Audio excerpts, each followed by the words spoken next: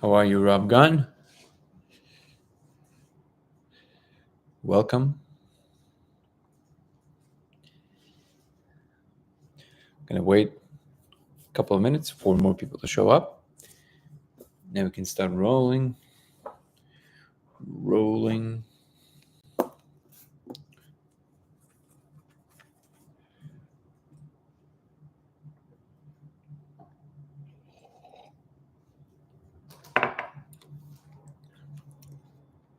Um, hello, user 2029 Xavier or Javier Parrots. You should say it's Xavier, even if it's not.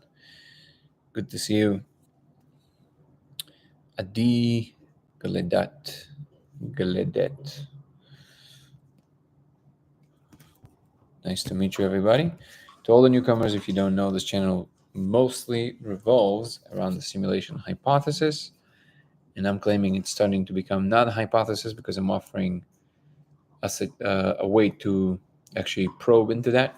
I'm claiming, my name is Danny, and I'm claiming to have found proof that we live in a simulation.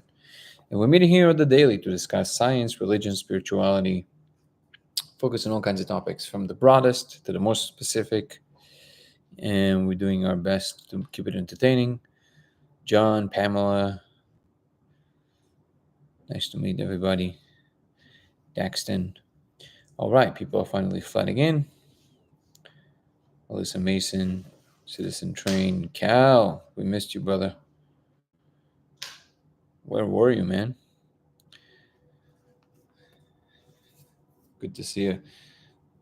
Jose Maria. Missed you yesterday. One more slice. Did you miss something? Did it? No, I don't know if anything big. Yesterday, somebody came on the chat. By the way, if he comes back on the chat today, we'll be able to chat. But somebody came on the chat yesterday and was offering his theory. And I wasn't really sure if he was trolling or not. It wasn't that clear, but he emailed me today. Let me see something. Okay. I didn't have a chance to actually go through the emails in depth. Let me see if there's anything there. Could be fruitful. I could barely sleep after integrating some of the things you mentioned after. And I know it sort of seems like a joke, but I'm absolutely serious. So apparently he was serious. I mean, if he's not, this is a very elaborate prank, but because he's right, it seems like he's writing in a very sincere way. But I'm absolutely serious, and I actually got a few inboxes from people watching the stream. Awesome. I have to apologize. I'm sure it seemed a bit scatterbrained. I was just about to fall asleep when I saw your stream and just been looking for scientists to theorize this about. We'll have another opportunity to discuss it with you anytime you like the theory. In fact, you gave me several new aspects. How represented, and guarantee if I'm a little bit more fresh, I can portray it in a more organized manner. And in fact, if we get on stream again, I would like to come back to propose your stream and want to focus on irrefutable detailed simulation archetype in order to. Okay, so basically, he was. What's up, Nathan? Good to see you. So yeah, apparently Matthew was serious, and we can absolutely discuss this again more in depth. It did feel that it was a little bit scattered. He presented. I wish I could actually share, the screen on here, but I don't think I can. Oh, here we go. We have somebody on YouTube as well. Welcome. And happy go lucky. What's up, Chase? Still missing each other. Did you mention magnified code? Magnified code? Did you Chase? Do you mean looking at it through magnifying glass? Is that what you mean? Can you give a quick overview of what he was saying? Yes, I can. Encourage you. Oh, okay. Yeah, we talked about it a few times. So basically, which is also one of the proofs that you can actually see the the code is really there, because magnifying glass actually magnifies what you're seeing, which you wouldn't expect with just a visual hallucination. It would behave very differently. It wouldn't necessarily be directly related. By the way, Chase, I have no idea. Have you ended up seeing the code? I think last time we spoke, you didn't see the code yet, right?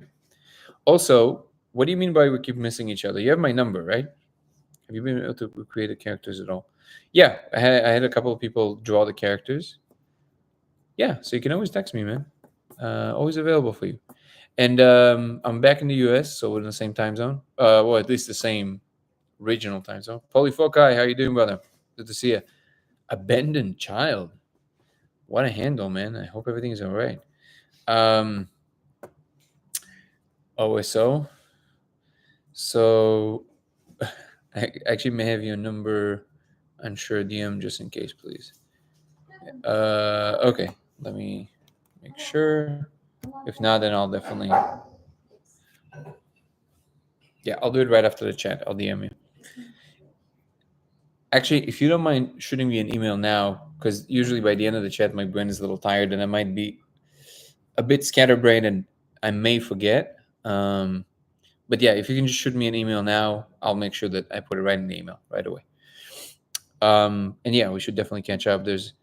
So I haven't replied to your email yet. Still collecting my thoughts. Oh yeah, Polyfoci. Don't rush it. I didn't even know if you're gonna respond. It was just, but I would love to keep this conversation going. Chase would probably get a kick out of your email. I can actually share it with you, Chase. So anybody who doesn't know, Morpheus here, love the handle. Very apropos. He reached out. Was it a year and a half ago? About maybe a year ago, and he told me that he. Oh, there you go. I see you, Chase. And he told me that he had some experiences. He hasn't tried the code yet, but he is an engineer and a scientist. And he actually, please correct me where I'm wrong. You actually worked with Lou Elizondo for a while, right? You've been in contact with him. You guys worked on some of the decipherings together, or you just know him from similar circles? And yeah, so we talked a little bit. And by the way, I don't know if you know this, but we actually recorded an episode together. The what's their face? Riverside. There was an issue with the recording on one of our ends, so it didn't record one of the cameras. And the Riverside sent me like a version of it that was like super low res.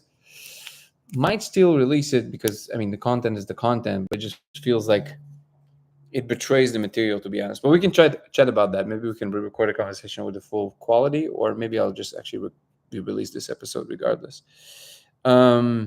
And then he's saying, I did. Yes, that's right. Work together in other circles as well. Amazing. Okay. By the way, if you have anything new and exciting and you want to share on the chat, and I can always invite you to speak. Wait, can I invite you to speak? It doesn't allow me. Followers. No, I should be able to. You have enough followers. I don't know why that is. Anyways, if you want to come on, you're more than welcome to. I think you need to request it.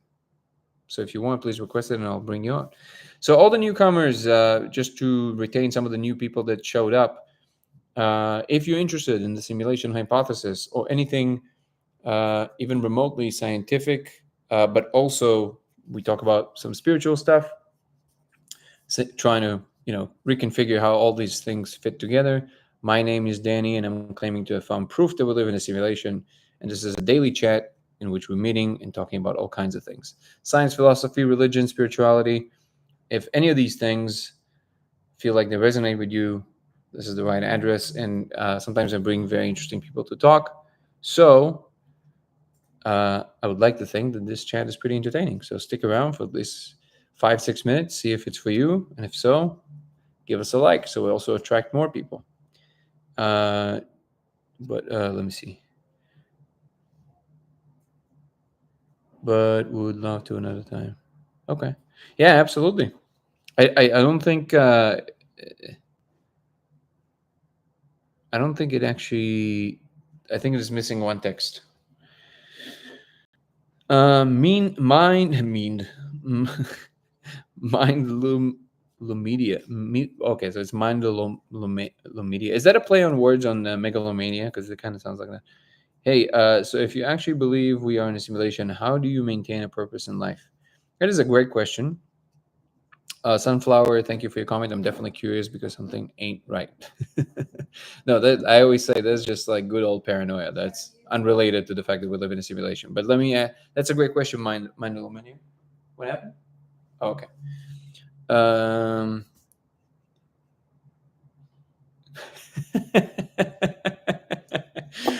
I have one of the people that I know very well on YouTube, and only he can leave these comments. That's how I know that's him. He says, "You're the freak with the laser, right?" Simulation doesn't mean fake or worthless. I can't pay. I can't pay my rent with a simulation check. Well, maybe you can. We just have to figure out the hack for that. Um,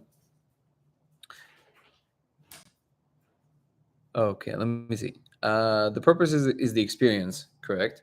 And simulation really is a poor term of what this is, in my opinion, but certainly applicable. Morpheus, what do you call it? Uh, so yeah, I would say that. So maybe simulacrum would be closer, but I always say so. The reason that it's a really great question, um, Mind Loom Media, is because it encapsulates a few both important, I think, metaphysical issues that arise, and also it allows for clarification. So let me break it down real quick. First of all, simulation does not mean fake, just like cool guy 35 pointed out. Simulation just means computationally rendered. So that alone should already kind of answer a lot of the stuff, because it doesn't mean things are meaningless. If you're experiencing something, no matter how your experience came about, it is still it's a new puppy. It is still very valid. It's real for the experiencer. If we build a computer game and somehow we figure out consciousness and we inject the consciousness into the characters in the game, maybe they're already conscious, we just don't know. And then their experience, the moment of experience when they experience it, either they're having fun or not having fun, that's real to them. So that's reality, right? Reality is as real as it is to any experiencer. So that is to the question of meaning. Now, it is true, I'm not going to lie, that when you get to a point where you truly know this, so there's a difference between thinking that maybe it's the case and being in a full-fledged, like, Neo woke up, like full-on conviction, absolutely know this for a fact, we actually are in a simulation. There is something that happens there to your psychology that is a little bit of a gut punch, for sure. But over time, I realized that gut punch, I spoke about this on the chat before, is much more analogous to growing pains of growing up. So essentially, when you start leaving the house, when you discover that your parents don't know everything, the fact that you have to deal with a much broader world, and things are not as easy when you leave your hometown or you leave college.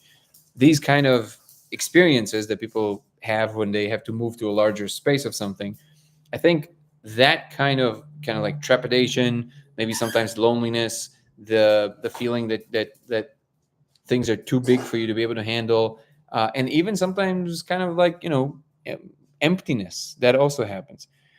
All of these things, they are a result of these growing pains. And eventually, you realize it's just a matter of more responsibility because you understand there's a bigger picture involved.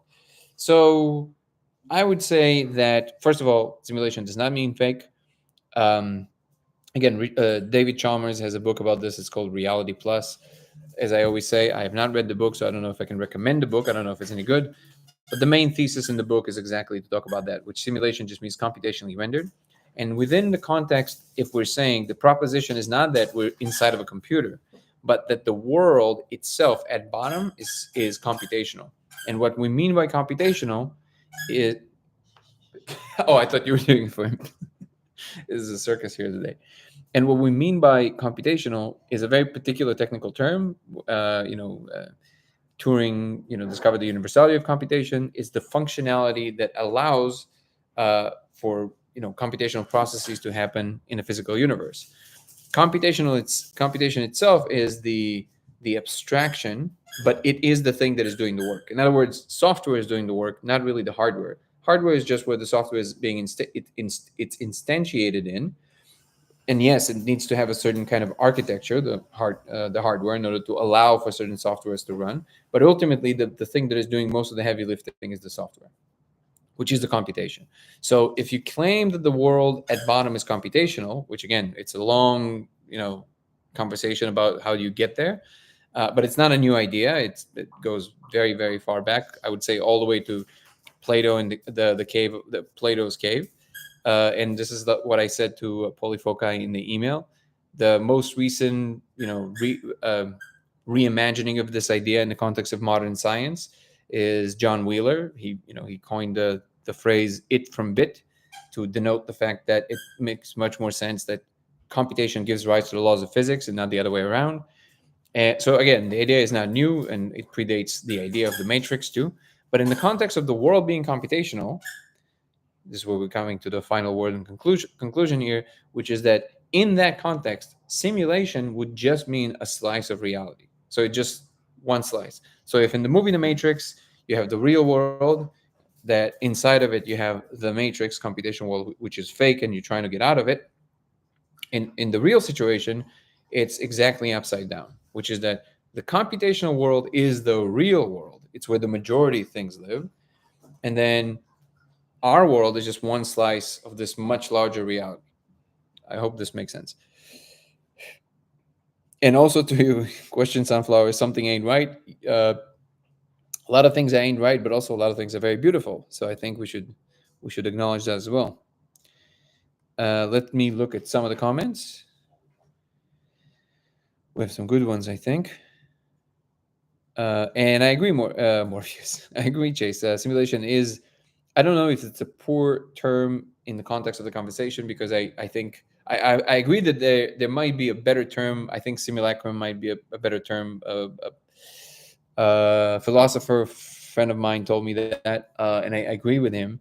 But I think more people are familiar with the word simulation, so it's easier. It's an easier conversation starter to say simulation versus simulacrum, because then you don't have to explain so much.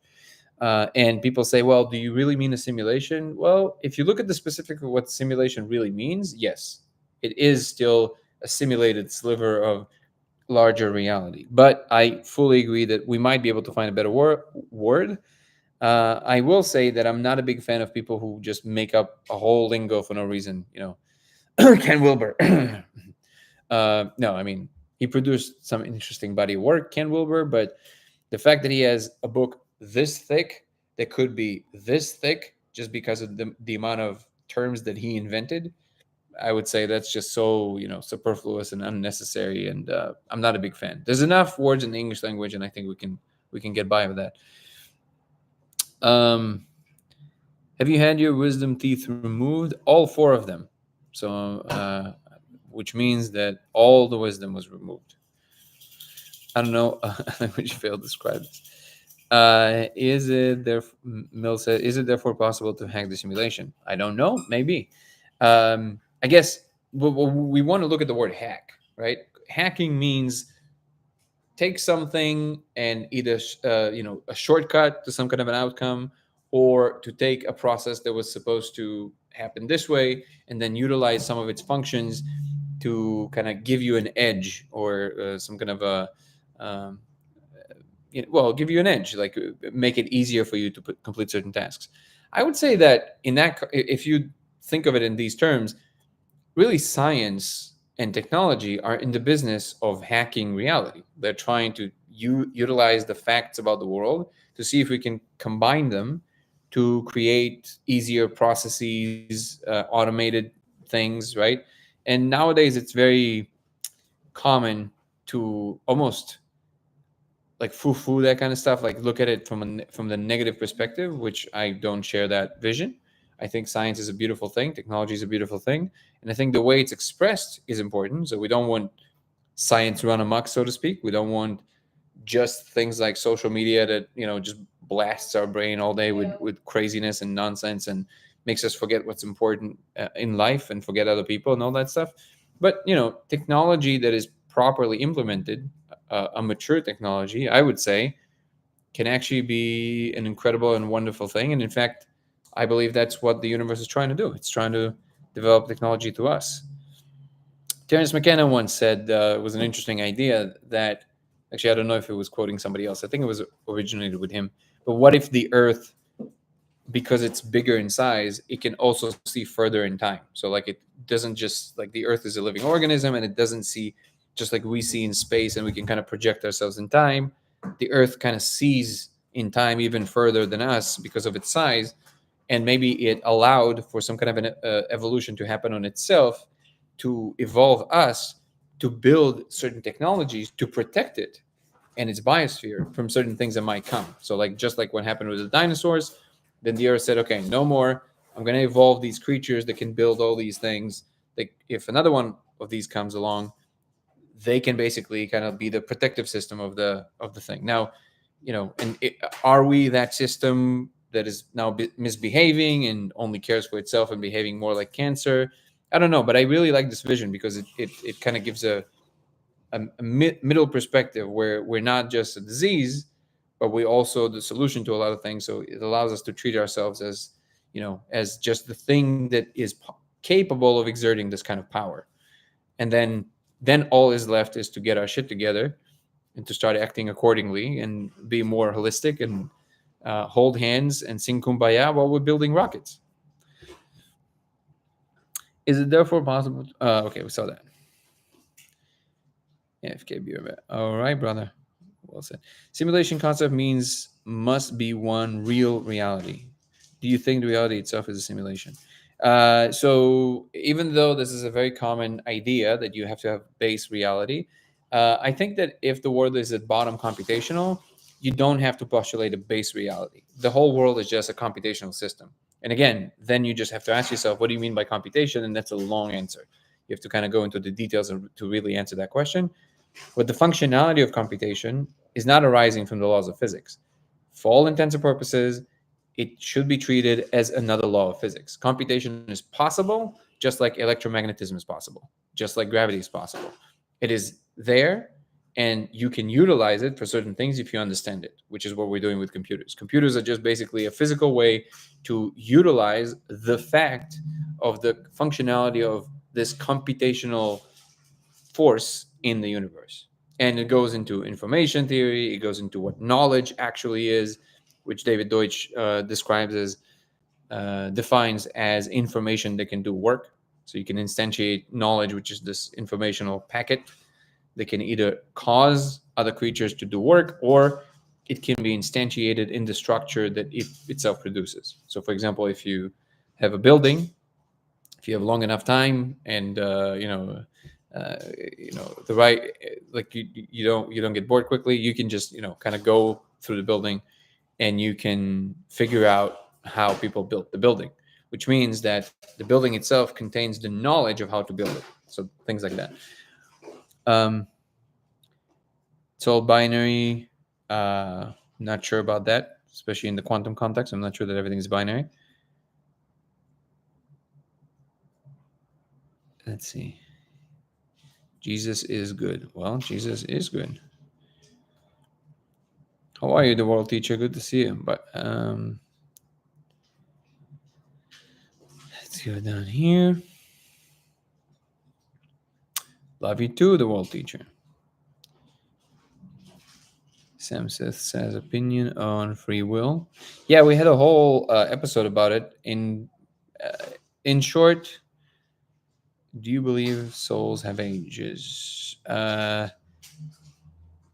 Okay, so I'll just answer these questions like very surface level, and if it is interesting, then you can ask more clarifying questions. And then I'll go to YouTube real quick. He's expressed some. What happened? Oh, okay. Opinions on free will. So the short answer to that is no. I don't think. I'm kind of like with Sam Harris on this, and then not only that we don't have free will, you actually can't describe a world, even in principle, in which you would have free will. Like that's not a possibility, even conceptually, right? So that being said, the way I think about it is in terms of what is this universal. I think of it that thing that we can't really see, that we can't really inspect our own decision making, and we only have stories about why we think we made the decision.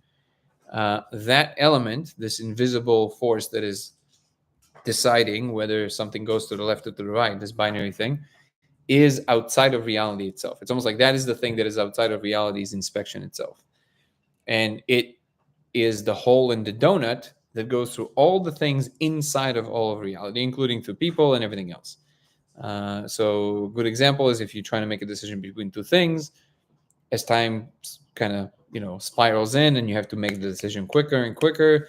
If you actually have to make the decision, then the number of factors you think about to help you make the decision diminishes. So you're like eliminating things.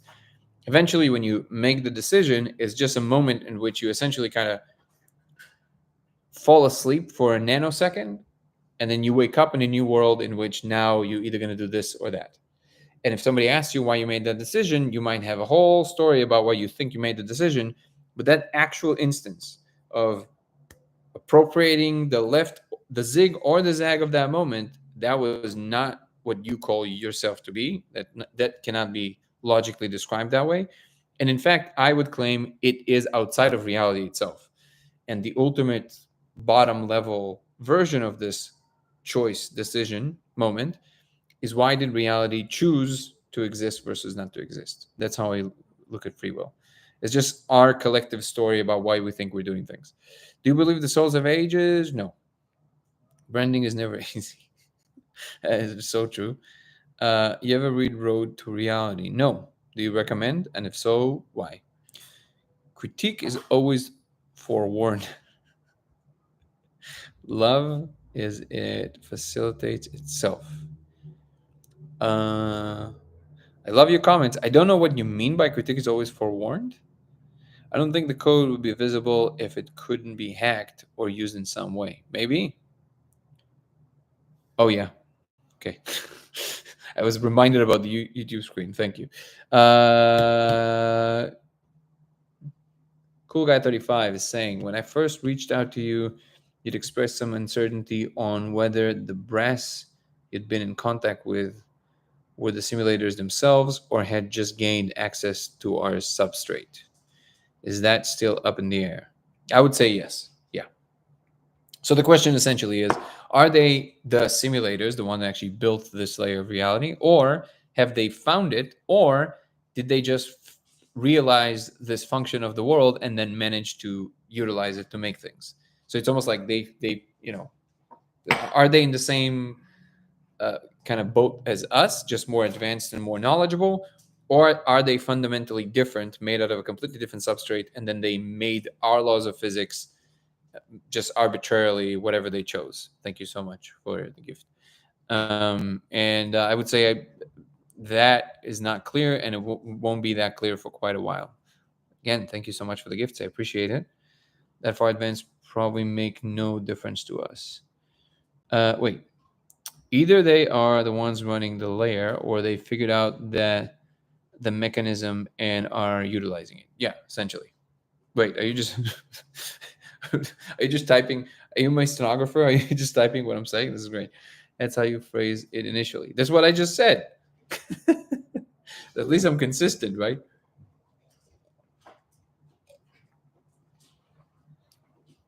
That's from the email. Literally what I just said. Bro, I love you. You're amazing. So yeah, so my jury is still out on that. In fact, I think that it would be funny that they don't even know. Because like we think of when we talk about other civilizations, it doesn't matter if you're talking about it in context of aliens or interdimensional aliens or the molecule elves or whatever.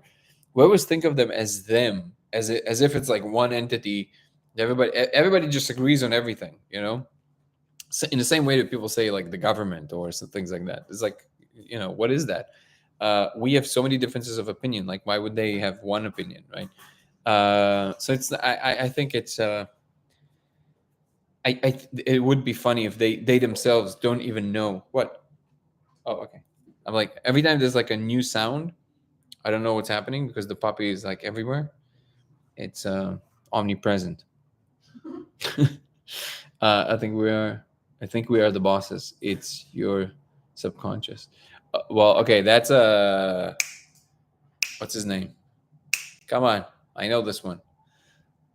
It's your conscious. I'm your conscious. What's his name? Come on, that was such a great bit. Jamie Foxx. Is that the reference? To your comment, Cal, I agree. I don't think the code would be visible unless it would be able to be utilized for something. Injection, but wait, SQL injection, but for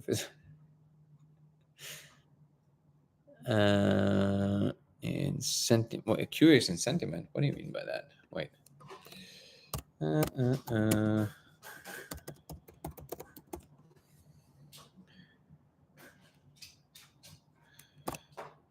It's really funny, like having a puppy. It's almost like when you don't know where he is. It's almost like you're in an alien ship and there's like sounds everywhere, and you don't know what's happening. It's like a horror film, only of cuteness. It's curious and. What's your position on free will? Oh, maybe you weren't here. I just talked about it. I don't think we have one. We only have the free will to choose what things mean, but things would unfold as they will. We are the universe trying to understand itself. I agree with that. Non-objective cosmos, osmosis. I thought you said cosmosis, which is a great term. If it doesn't exist, we should make it. Osmosis is latent in synchronous in environs. I don't know what an environ is. Hi, I'm new here. What is the live about? Welcome, Dreamwoman1111. This chat is usually around the simulation hypothesis. And my name is Danny, and I'm claiming to have found proof that we live in a simulation. And we meet here on the daily to discuss science, philosophy, spirituality, religion, and whatever comes. So I hope you will join us. It's funny because you look like Jesus. I do a little bit, don't I? My sister says that my hairstyle is the Jesus. I have the Jesus. What is your position on free will? We got it. Where the universe trying. Oh wait, the more complex, the more simplicity. That doesn't compute. Self-arising simulation, basically. What's up, Chase? Good to have you back. Collectives of mind can galvanize. Yes. It's funny because you look at Jesus. We got it. Inquisitive in its totality, very lovable in nature, organically assimilated for the duration. He looks like someone from a rock band. Rock Jesus. Yeah, there's a show, Jesus Superstar, right? Thank you for the gifts, guys. Appreciate you. Wingface. I know. Let's talk altered dimensions. Let's do it. Let's do it, just me. From 4 mountain bases, the wing makes run our realm. It's a known. All right. Well, teacher, I will be honest. I am a little confused, but please specify. I love the background distraction with the puppy. Yeah, definitely. I'm a Jesus too. We're all Jesus. What's your point of view of extreme negative things that happen in the world? What's the benefit of it? So, I mean, that's a very deep question on your opinion on dimensions. And let me answer the other dimensions first because we had a semi-comment about it before. Would the simulation coincide with the dream created by all involved, including the Earth itself? Yes to that. How do they fold into the simulation? Can the puppy see the code? I think the puppy is the code. Look at him. Where is he? I was begging for food right now. Per usual. Okay, so let's go through these. Do you think people take the code less serious when they find out it's a Comic Sans? I don't know. I actually don't know. I know it was a joke, but I have no idea. Okay, so there's a few concepts here: dreams, other dimensions, and super negative events in the world. So let's take these three and try and combine them into one answer. So first of all, about the negative things in the world. Well, first of all, obviously, negative is relative. However, I do agree that there's some things that are, I would say, objectively undesirable, right? the thing here is that in order to rectify any situation, you have to understand why people do what they do, right? For the most part, most people are not trying to understand why other people doing what they're doing. They the most common um, attitude is to basically blame others for not being as perfect as you are, right? And that is something that obviously is just not the right way to approach things, because we all carry the same, problematic patterns like everybody else, and depending on our life situation, we might act those out or not. So if you got lucky enough to be born in the right place in the right time and not need to ever interact with some of these things, then it's easy for you to say, right? But if you are actually in a situation that nobody is taking the time to try and understand, and you truly am in a predicament that can potentially risk your existence, then you will behave a certain way, and probably everybody, if not most people, if not everybody, would behave exactly the same way under these circumstances. So I would say that the only way to truly remedy whatever you believe is really wrong with the world is to actually look into yourself. And I do mean that, like, not in just a metaphorical way, but like in a very actual way, because that's really the only sphere you can actually influence. Look into yourself and watch yourself where you are misbehaving in different ways, and then ask yourself, is all the awesomeness that I believe myself to be is always that way, or am I actually behaving very often in a way that hurts other people in a way that I don't realize, right? And then start working on that. If you can start working on that. Now there's some, people that believe, I don't know, my jury is still out on this part, which is that reality just reflects exactly what you are to you, back to you. Now it's very possible. My jury is out on the degree of that, right? Because there is obviously a momentum to the physical world. It's doing something. So in the context of the world mirroring to you what you are, I mean, then the answer is obvious. Like if you see all these like terrible events, there's something in you that probably is a reflection of, right? And then you just got to work on yourself, and eventually these events will simply seem to just fix themselves.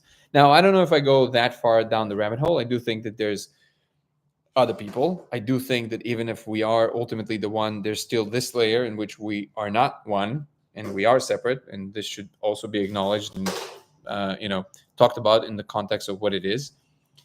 And so even if we don't go as far as to say that everything is a reflection of you, it's definitely a reflection of how we tend to behave as a collective, right?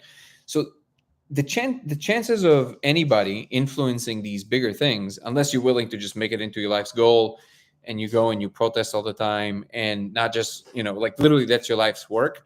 Okay, so at least you're trying to do something about it. But if you're not gonna, just like, talking about it on social media, whatever, you're not making any difference. You're just running your mouth.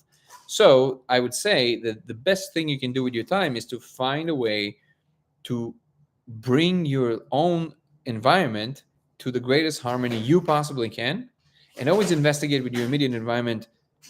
Is it actually working? Are you just deluding yourself that it's working, or the people around you start reflecting back to you like, oh my god, like they will always want to be around you. Everything that you do just becomes like really beautiful, and it works. Okay, then what happens is, over time, if more people will just focus on themselves and work on that with themselves, their kids are going to get that way, because they're being directly influenced by you. uh, but also people around you, this is infectious, right? People will want to mimic your behavior. Slowly over time, you would have this memeplex propagating through the world, and then you would have a much better world. That's actually a much more effective way of causing real change. So just like Gandhi said, be the change you want to be seen in the world, and that runs very deep.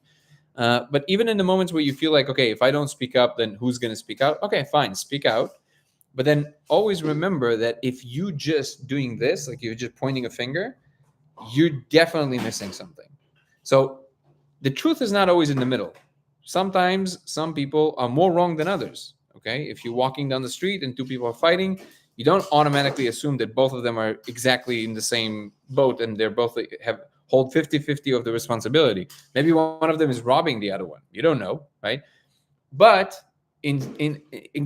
still, if you're just pointing a finger, you failing to understand that another human being is doing something, even if you disapprove of it, because of whatever reason, and if you're doing no work of trying to understand that, then eventually it will just keep repeating itself because you're not, because the friction of whatever reason they're doing it because of will still be in that place. So if you're just pointing a finger, you're never resolving anything. You have to try and understand. And people get on these bandwagons very often. And very often, the people that think that are the most righteous, pardon my French, they're the biggest pieces of shit. And that's only because they fail to understand that they themselves very often behave in reprehensible ways, but they hide behind this veneer of like, I'm perfect, but no, it's the people over there. So it always has to start with you. And does it play a positive thing in the world? Well, ultimately, maybe this helps us as a challenge to actually better ourselves and society at large. As for different dimensions, absolutely. I think that molecule space is another dimension. You can think of it as another dimension. And I think they have more spatial dimensions. They have more coordinates to mind itself. So they have like emotions that are made out of new kind of thought vectors that don't really exist in our minds. And it becomes much more clear. So I'm totally on board that what actually we're seeing in the laser, to anybody who doesn't know, the proposition is that if you project a defective laser on the surface while you're on the molecule, you will see code running in surfaces. And that I would say you can see that you see it in another layer, like another slice of reality that you don't have access to when you're not on the molecule. And I think it has something to do with dark matter, even though I'm not quite 100% sure exactly how. Can Mount Hayes, Mount Zeal, Mount Perdido, and Mount Inuigani House. Okay, this is for a dyslexic person. This is the most. This is a nightmare. Wing Makers Base verified. Good. I'll let you do my. Thank you. No, I just don't. I don't know what these mean. Jesus Christ is Lord. 911. Where will you spend eternity? Jesus is your only hope. Repent and believe. Be born again. Fear God. Good. Do you have a megaphone for this, or this is something you're just doing as a PA? Jesus Christ, just calm down. This is amazing. The mirror effect almost never works, in my opinion. They want to be like you, but get rid of you first. What do you mean by that? Are molecules self-aware? Probably, yeah. I would say yes. Would you say truth resides in the code? If so, what part of the code makes bit it true? So I guess I don't know what you mean by truth resides in the code. The truth, the way I define it, is just like the state of affairs for what it is. If something is, that's what it is, and that is the truth, right? If you mean, is the code part of reality? I would say absolutely yes. What part of the code makes it from bit? I'm not sure what you mean by that. The it from bit idea is just that computation in general is a much more likely candidate to being the fundamental thing than what we know the laws of physics to be. That's what that phrase is denoting. But I'm trying to understand what specifically you mean. What part of the code makes it? The part of the code that is realistic is the way it appears and the way it behaves. It appears and behaves like a real thing. But I don't know if that's what you meant. Yeah, the dark matter correlation in 11 and between 11 is something that I strongly suspect. I think that the simulators or the aliens or whatever you want to call them, they are dark matter, like they are made out of dark matter. And maybe this is the way the simulation is constructed, so they can actually tend to the simulation in an invisible way, so anything inside the simulation can't actually see them. So it's not inside of a computer. They literally use the fabric of reality itself to instantiate new dimensions, so they can just be around it and look at it just like TV, and they can always like see it, but it cannot see them, which is essentially the situation. But it would have to exert gravity in some form. That's the theory, because gravity somehow is like very fundamental to all of the layers. And that's what dark matter is. Essentially, the galaxy is their city. That's the thought.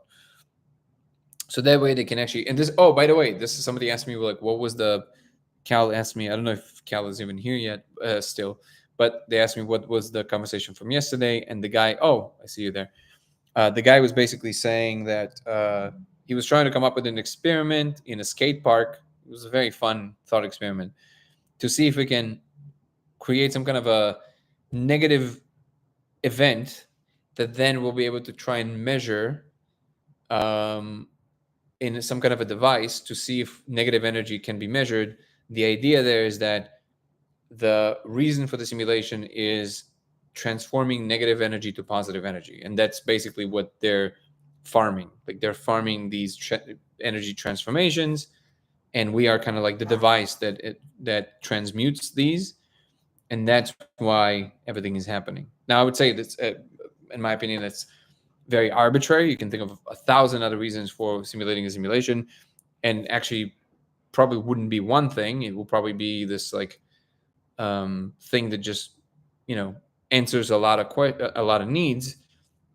And one of them would be, if they are dark matter, they can basically harvest small amounts of both energy and computational power from our layer of reality and probably infinite other simulations, other layers of reality. So they have infinite computational power and energy. But at the same time, they allow for the computational matrix of each and every one of these slices of reality to exist completely on their own. So it's the greenest system possible.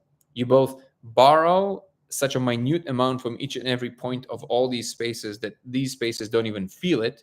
It's almost like the taxes that the spaces pay to the original simulators, while the environments allow for the existence of, you know, beings that get to participate in the joy of existence and enjoying things and living things. And so that way they get everything. They get energy, they get computational power for free, and they get to study different environments for different reasons.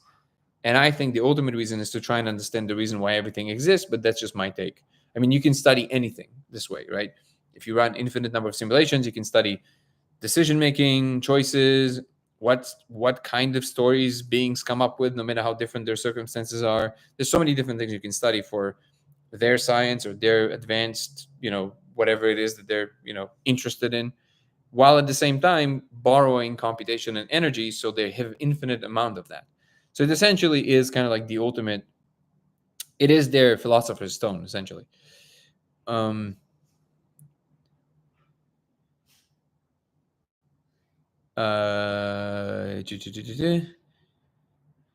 Being the change you want to see in the world catches heavy backlash. All right. What is dark matter made of? Sorry, dumb question. Not a dumb question at all. Nobody knows. That's why it's called dark matter. We have no idea. We just know it's something that is exerting gravity and is not interacting in any way with any part of the material we know aside from gravity. It does not interact with electromagnetism at all. So dark doesn't mean kind of like hard to see. It literally means it should be called invisible matter. Danny, when we die, do we meet God or gods who are behind the simulation? I think so, but I have no idea. I'm thinking about truth makers, the things in the world that make something true.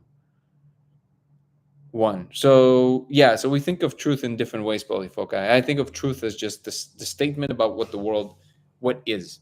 That's it. That's all I see. Think about truth. Maybe you mean the same thing. The one in this case means just like it is happening, right?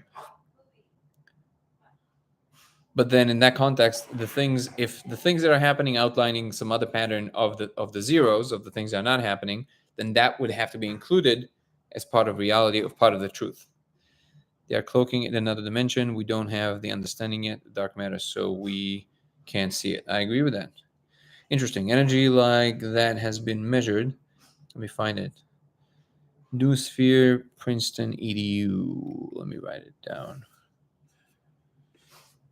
Noosphere, Princeton EDU. When I sing it, I always remember it better. It's a great trick. You should try it. Okay. The Global Consciousness Project. All right. We'll definitely read it. Thank you. Appreciate it.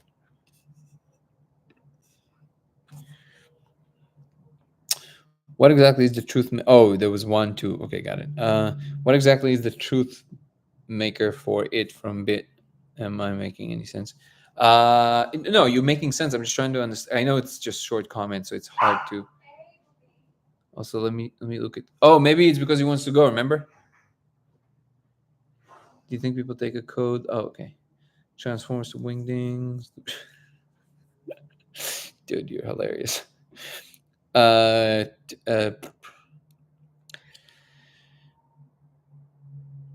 it from bit. What exactly is the truth maker for it from bit? I'm not sure what you mean by truth maker. How are you, Amikuri? You changed your profile picture. I've seen people say there is no death, only a new way of being. That makes sense to me. I mean, I think your personality dies. I think it's possible to kill your personality even while you're still alive physically. Yeah, I also try to understand what you mean, Polyfoca, what you mean by truth maker. You mean, yeah, like, do you mean like Cal asked, like conscious beings that can discern what is true? Like the sun makes the sun exist, true? Oh, I see what you're saying. It's just the existence of something. Well, I'm not sure that. So this is a very deep question, right? I'm not really sure that it makes sense to talk about anything in terms of not something else perceiving it, right? You can say that maybe the physical world exists on its own side, and then consciousness doesn't have to come for the ride.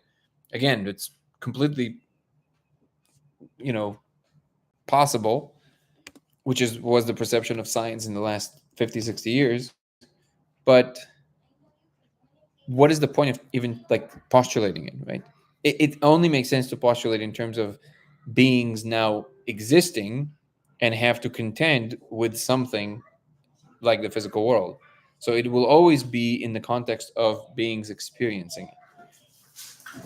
And I would say it's, oh wow, incoherent to think of it in terms of things that don't exist, because literally then it doesn't matter, which is a nice pun there, actually. But oh, so let me try and. But I understand what you mean. I think you mean just like the existence of an object. How are you, Mandelov's cakes? Makes this. In the context of what I think you're asking, now let me go back to this question. What exactly is the truth maker for it from bit? In other words, what is the thing that gives rise to that initial state of computation, right? It is punny. Uh, I'm glad you liked it. I think that's what you're asking, right, Polyfoci? Are dreams a lower, more expensive energy? I don't know in terms of hierarchy if it's lower or higher. I think dreams are less real, so to speak, because you have a moment where you go on the molecule and all of a sudden things feel more real than this, right? So I think it is a hierarchy thing. So dreams, in that sense, I would say less real than this. This is more insistent. So again, if I understood your question correctly, Polyfoci, the thing that gives rise to the original state of computation is obviously not clear. That's the whole question for even the simulators, like where did this all come from? But there might be, I talked about it the other day, there might be a frame through which to look at this that can make some sense, which is Wolfram's if you look at Stephen Wolfram's new theory of physics, uh, one of the things they're looking at is they're looking at it through the lens of computational graphs that describe the transition between one state to another. And there's just basically decision trees based on particular rules. So if you have a rule by which a decision tree evolves, right? These are relatively simple concepts. Let's say you say if you have an A, it has to flip to a B. If you have an AB, they both have to flip to an AC. Like you have a set of rules, right? And then the tree evolves by these rules. And the more it evolves, the more complex it becomes because of the number of factors that arise. And there's another decision tree of the rules themselves. So it's called the Ruliad. And the decision tree of the rules, the Ruliad, describes all the possible logical ways in which rules themselves would propagate and evolve over computational steps. And you would think that that space would be infinite, and to some degree it is in the down direction, the evolution direction.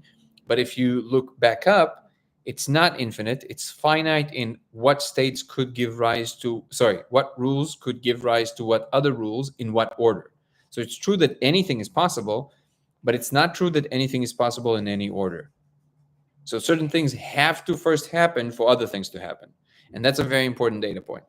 And utilizing this logical idea, you can go back up in the decision tree of all the possible rules, and it eventually, potentially, the goal is to see if you can come up with the ultimate rule that gave rise to all the other rules. It's like the mother of all rules.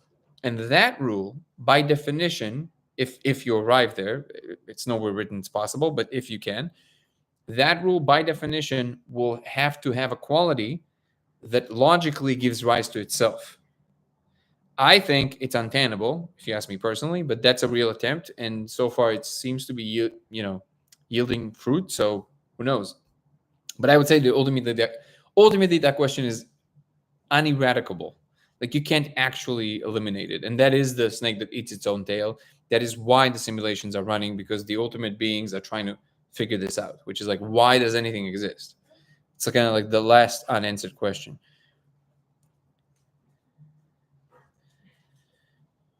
Might be infinity. From infinity emerges everything out of.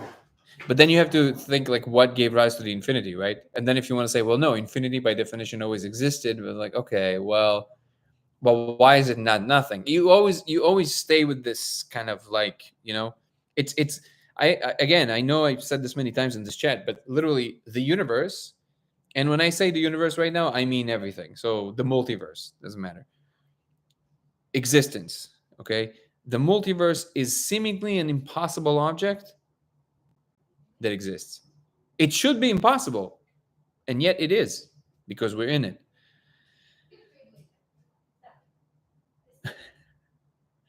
Absolutely, Polyfoci. I'm glad you like it. Might be in. Oh, okay. So, is nothingness possible? I would say nothing doesn't exist. That's another.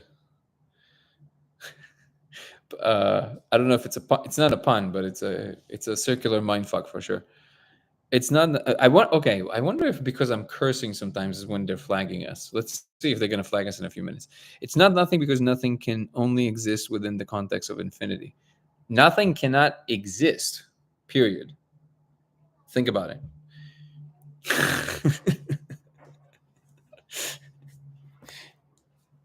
if anything, if the presence of the nothing is there, it is something by definition.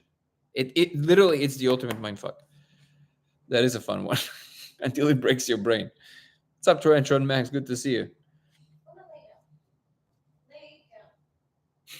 The puppy is misbehaving. Aura boring. Wait, what? Why is it boring?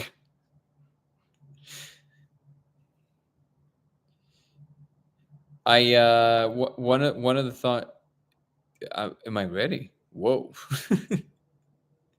Nothing cannot exist without something. That is also true. The nothing is eating the world's never-ending story. Oh yeah, that's actually, I saw a thing today with the never-ending story. What a great movie. By the way, was that an actual book? I know I sound like a moron right now, but how many unicorns are not in your room right now? Just one. Just one. Oh yeah. How many unicorns are not in my room right now? I think probably 5. That's actually a very simple answer to question to answer. I think the rest of the unicorns are in my room. There's just like 5 of them that are not. I know because I count all the unicorns every morning.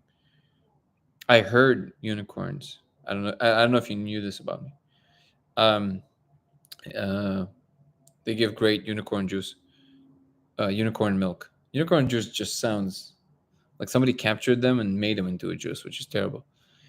I'm not sure unicorn milk sounds any better, but people just joined the chat. They're like, huh?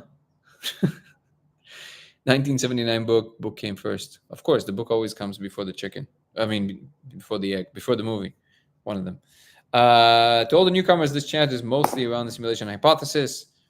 My name is Danny, and I'm claiming to have found proof that we live in a simulation, and all the unicorns in existence are in my room aside from 5 of them. We're meeting here on the daily to discuss science, spirituality, religion. We never discuss finances, just probably because it's really boring. But we discuss whatever comes to mind, whatever is interesting, including how many unicorns are in my room. For the truth, so you can make your choice. How does time work in the simulation? That is an interesting comment, Retron Max. Very fitting. Why? By the way, why are you saying this right now? I wonder.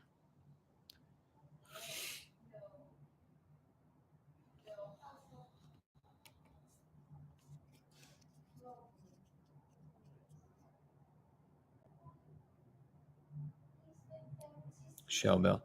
How does time work in a simulation? Time would be described in terms of computational steps. So you choose right. Well, thank you. I appreciate that. So there's a right choice and a wrong choice? When is the truth arriving? Do you have information on this? I never got my unicorn, sadly. Had a hamster once. All right. When is it coming?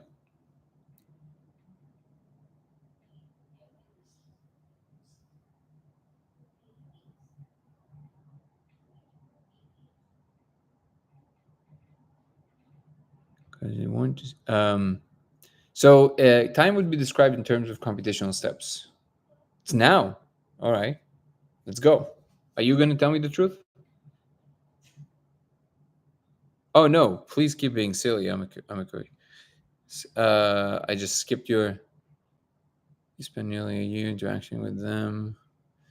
Bro, you got to put it on YouTube. Oh, you don't want to put it on YouTube? Okay. Just because I can't actually read the text in real time. No, just, yes, it's not a simulation. It's not a simulation. All right. Okay, so what is it then? I never got my unicorn, sadly had a hamster once.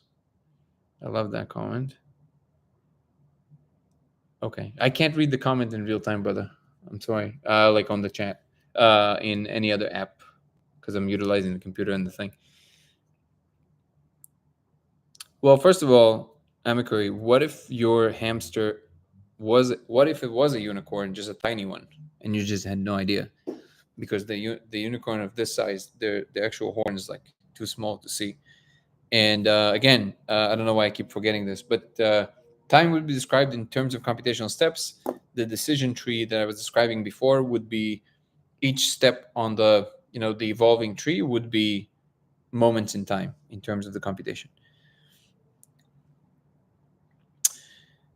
That would make Jesus sacrifice a joke. No, I think you missed this part of the conversation, Twitter. Max, simulation does not mean fake. It doesn't mean that this is fake. It still counts. It just means it's computationally rendered. I have a feeling I know what truth will be. Really? Why are everybody so like either looking down with their faces when they're talking about it or up like this? You want to tell me why? There is no truth. We are making it all up as we go. Yeah, that is the only other thing, Lizzie. Let me challenge you there. So what you just said is the only other thing aside from existence itself, consciousness itself, that cannot possibly be not true. So saying there is no truth, we're making it all up as we go, is, to my mind, one of the only statements that you can, with absolute certainty, say is not true. Because it's a definition thing. So the truth would be whatever it is, which means that whatever it is that gave rise to this moment, even if we're just like one infinite consciousness that is just experiencing itself constantly in different infinite ways, and it changes all the time, and it has a billion dimensions, and I don't know, a trillion time dimensions, whatever it is, that is the truth. If you will ever know it or not, that's not the point. The point is that the statement there is no truth cannot possibly be true, because the truth is what the situation is. That's it. Now, if you want to say you will never know the truth, That's, yeah, it's possible, probably even most chances what it's going to be. But it's impossible to say that there is no truth, because it's a definition thing. The truth means whatever it in fact is, right? The same goes for consciousness. You can't say, for example, that consciousness is an illusion. It's the one thing you cannot say that about, which is funny that some philosophers say that, because the point of what consciousness is just experiencing it. Since you know for a fact that you are experiencing it, that's all you need. That's it. The consciousness for sure exists. You're not even sure the world exists, but you know consciousness exists, right? And if you mean something else by consciousness, that's fine, but then that wouldn't be the conscious moment. If you want to say consciousness is rendered in some other system, like in a simulation, and therefore it's an illusion, that second part of the sentence is just wrong. It doesn't make it an illusion. It just means it's rendered on a computer, or your brain in a vat, or Boltzmann brain, in which you just created for this 1 picosecond, in which you have all the memories and everything you're experience and will experience, all your aspirations, all in this one instance, and then you're gone. And you will never know. But that moment existed. That moment meant consciousness is possible in the infinity of things. So these two statements you can never make. You can't make the statement that there is no truth. And you can, but it just won't be true. And you can't make a statement that there is no consciousness is an illusion, because that won't be true. Again, you can make the statements, but they just won't be true. I thought you said or cake, by the way. No, it's not fake at all, Tormetron Max. It's what I was just saying. Filtered comments similar to those flagged by our community. Okay. Again, see, something was. He's going to ask you if you want cleaner for no toxins to accept Jesus to your. Oh my God, this chat is amazing. Okay, let's look at YouTube real quick. Prior to the laser, I believe you said you spent a year interacting with them. Is in that, yeah, what was covered, explained, or experienced? You oh well, we got stuck. I think we got flagged. Unstable connection. Oh no, connection was unstable. Okay, are we back? Do you guys see me?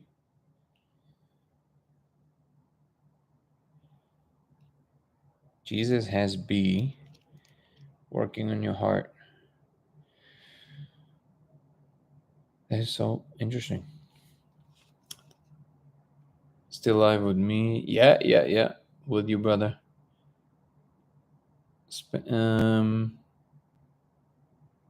Oh, I think maybe is the internet off? I think it just jumped off for a second. Yeah, because both told me that the internet died, both on the computer and now I went to Wi-Fi. Chat on TikTok. Do you see me right now? Because it says we're offline. Okay, thank you, Amikari. And okay, I guess YouTube is not clear. I don't know what's going on. Are you sure, babe? Can you check? No. Can you check that it didn't jump on the bags where all the stuff is, and then maybe disconnected the Wi-Fi? Can you Google something right now, this second? Let's see. I'm gonna test the one on YouTube. Wait, what? I think it. Okay, something weird just happened. Okay, I'm gonna go back to Wi-Fi real quick to see if you guys still see me. Let me know if you still see me or not. Nope. No, it's really shaky. Oh, there you go. We have some stuff on. Okay, happening. Okay, here we go. We're back. Okay. I know you're rolling eyes, but oh, you're talking about. Okay, you're talking about his version of the truth. I thought you were talking about the truth, and you're rolling your eyes. I'm like, to word. Unicorns and me both sister. I've had times when I knew what would happen, and it happened. Is this me going out of time? Maybe it's the mind projected forward in time and thinking. That's very possible. Jesus has bee working on your heart. A bee? Jesus sent a bee to work on our hearts, or just on my heart? Mandalovsky. For have I not said, ye are wait. For have I not said, ye are gods? Beautiful, Lizzie. I love it. Eye movement actually correlated to parts of the brain being activated. It's fascinating, I think. That is true. Why am my eyes, are my eyes moving? It happened, it's happening, and it will happen again. What happening? I could be wrong, but I think it's Jesus. I'm of the belief that all is mine, like the Hermeticist. Uh, thank you, the Ubermensch. By the way, great handle. Yeah, I would agree with that. It's essentially idealism, and I agree with that. Is this real? This is the only real chat in all of TikTok. The rest of it is like completely fake. So you should tell everybody. Thank you, View for fun. I'm getting reported. All right. Um, yes. Okay. Stop mashing buttons. Can't help myself. Is it still glitchy right now? By the way, it is the dogs. It's definitely Jesus. Jesus is messing up our chat. Maybe he doesn't like that I kind of look like him a little bit. I want to know everything that he saw.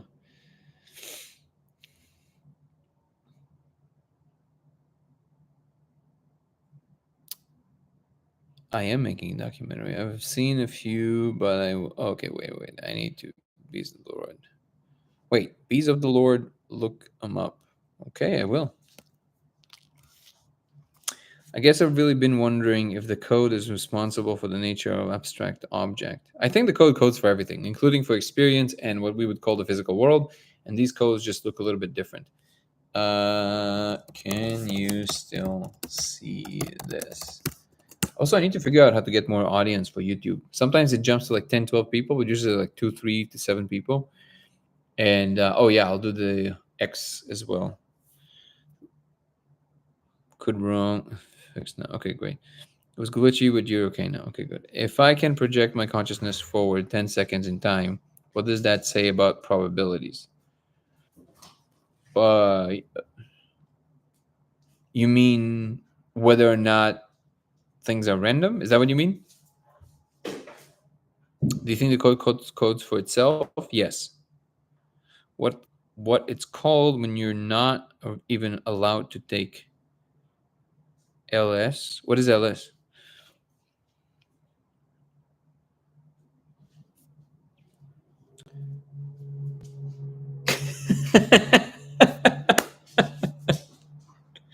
Irvin is fucking great. He's the only one on YouTube right now. Again, I don't know why YouTube is so dead, but I'm like, hey, I should search for ways to make the channel bigger. And he says, "Sorry, I'm not enough for you." I wish he would download TikTok, man. He won't. He won't succumb. He's like, I'm not gonna be a part of this program. You would add a lot to the chat. I'm telling you. Likes as W.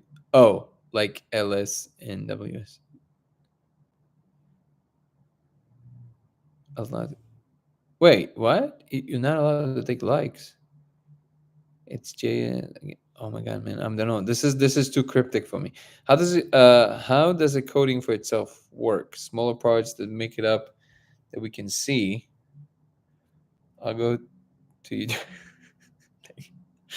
Take losses. Take us. Oh my god! I'm so terrible. Losses and wins. Losses and wins. Okay, take wins, take losses. The oh yeah, the ads. Apologies. Uh, what kind of ads are they putting there, by the way? Just so I know. Um, I want to know what they think my audience is. When you can't take an loss, he flips it to a J. Cooling systems. Oh well, cooling systems is important. I think it's because It's very hot in Southern California. Even today, it's pretty nice. All right, let me go back to some of the comments. I'm kind of there was something that I really wanted to comment on, but then I really enjoyed reading your comments. The coding for itself. Let me actually think about that. That's interesting. I mean, I have no idea how it's coding for itself. I only have this impression because I would think that it would be so sophisticated as to be completely automated. So it basically creates all the possible worlds, and then it makes all the things that all of a sudden cohere in these universes. So if you send a universal code, and when I mean universal, like imagine a code that basically can go into like a new space and just create something out of nothing, right? And so in other words, it just codes like for new random things. And then you have like one initial condition or whatever it is.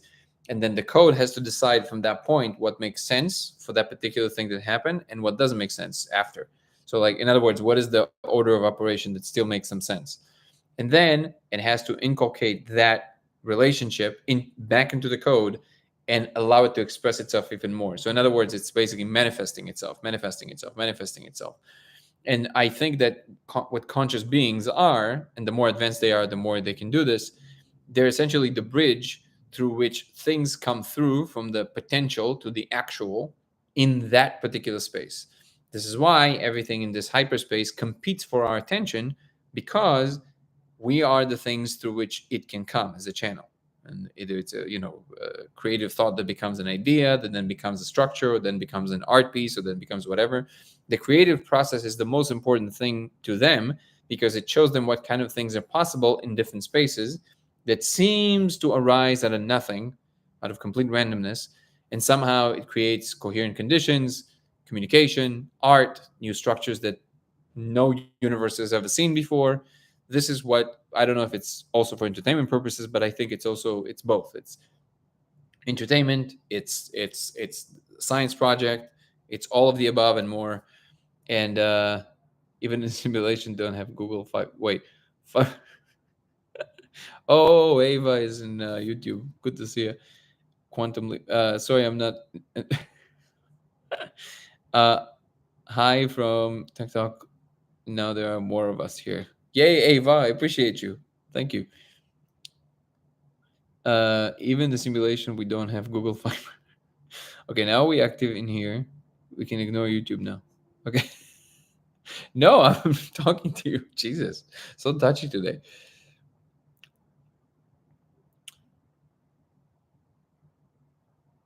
Let me see.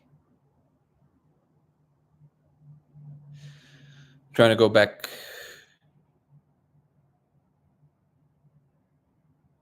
I don't like that part of the. When you can't take. Okay, we got that. Have you ever seen someone square something squared? Yeah. What? Yes. What are the beings made out of? Pure information. Or I would say meaning, but that's a little bit too esoteric for people. It's kind of like that tapestry, this tapestry inside of you that bubbles up all the time and then makes you want to do things and say things. That ocean, whatever that is, I call it meaning, and that's what they're made out of. Is it AI in the future? Well, in this context, like the little short video that I have, are we AGI? And if you haven't seen it, you should. It's a fun short one, both on YouTube and on TikTok and on Instagram actually. But essentially, the idea is that we are that AGI. We are the AGI inside of the computer. You can't. It's not like it's going to arise at some point inside of computers. We are it, and all the technologies around us are just expressions. They're just extensions of us, and we're, so to speak, kind of like first developing them. Then we learn how to wear them. Then we learn how to integrate them. And this is essentially what the genes are doing also all the time. Like, first creatures, they just have like a very simple function. Then two creatures come together, they do a function together, and then when they do it long enough, okay, then all of a sudden there's some kind of a membrane that combines them together. It's integrated. So first they create the function, then they find out that together you can do like a function better. Then eventually, if it works well enough, long enough, you combine them and you integrate. You integrate like the Swedish chef, and you integrate them into one unit. And I think we're not doing anything different. It's the same. So like, there's a function, We can do computation. We find a way to do it. We build computers. With computers, we can do way more advanced things that we could before. It works long enough. And by the way, long enough in terms not just in time, but in this is why computational steps is the more fundamental thing, is because the more change you can bring about in any given moment in time, that's what counts for time, not the time itself. So computational steps. This is why everything is accelerating, because we're capable of doing that now. So because we see we can do all these things with computation. Okay, now how do we? First of all, we kind of couple together. First, it's like just like giant rooms in Intel and IBM, and that's the only place where you can have that stuff. Then it becomes more personalized. You can bring it to people's homes. You are these two cells working on a function together. Just like Einstein said, my paper and pencil and I are smarter than I. In other words, if I have something to write on, I can be much smarter because I have this other tool that I can work with. I would say the same goes with the computer even more. You are much better with your ChatGPT than you are alone. Some people would dispute that. I think it's a flawed logic, doesn't matter, but I think you're better with your computer. And then now you say, okay, but now how do we integrate it? Neuralink. Okay, now let's work on that. And eventually it just becomes part of you. But essentially, it's information that is evolving from the beginning of existence itself. Nothing else is evolving but information. And it finds different vehicles to do this through. So it finds, genetic code, instantiated in matter, makes these functions more advanced, more advanced, more advanced, more advanced, human brain, computers, it keeps going. It's basically the same thing. So we are AGI. Like a double, triple, plus squared, 2 ice. Is this Terrence? Terrence Howard? Is that you? Example computer code that we see sits on top of electricity, basically, which sits on physics, math. Yeah, it's computation instantiated in physical matter. How does artificial intelligence play into your theory? I think I just explained it. If you still have specific questions, please feel free to ask just me. Double that thing. I love the accent. What role does AI play? At what point is it organic?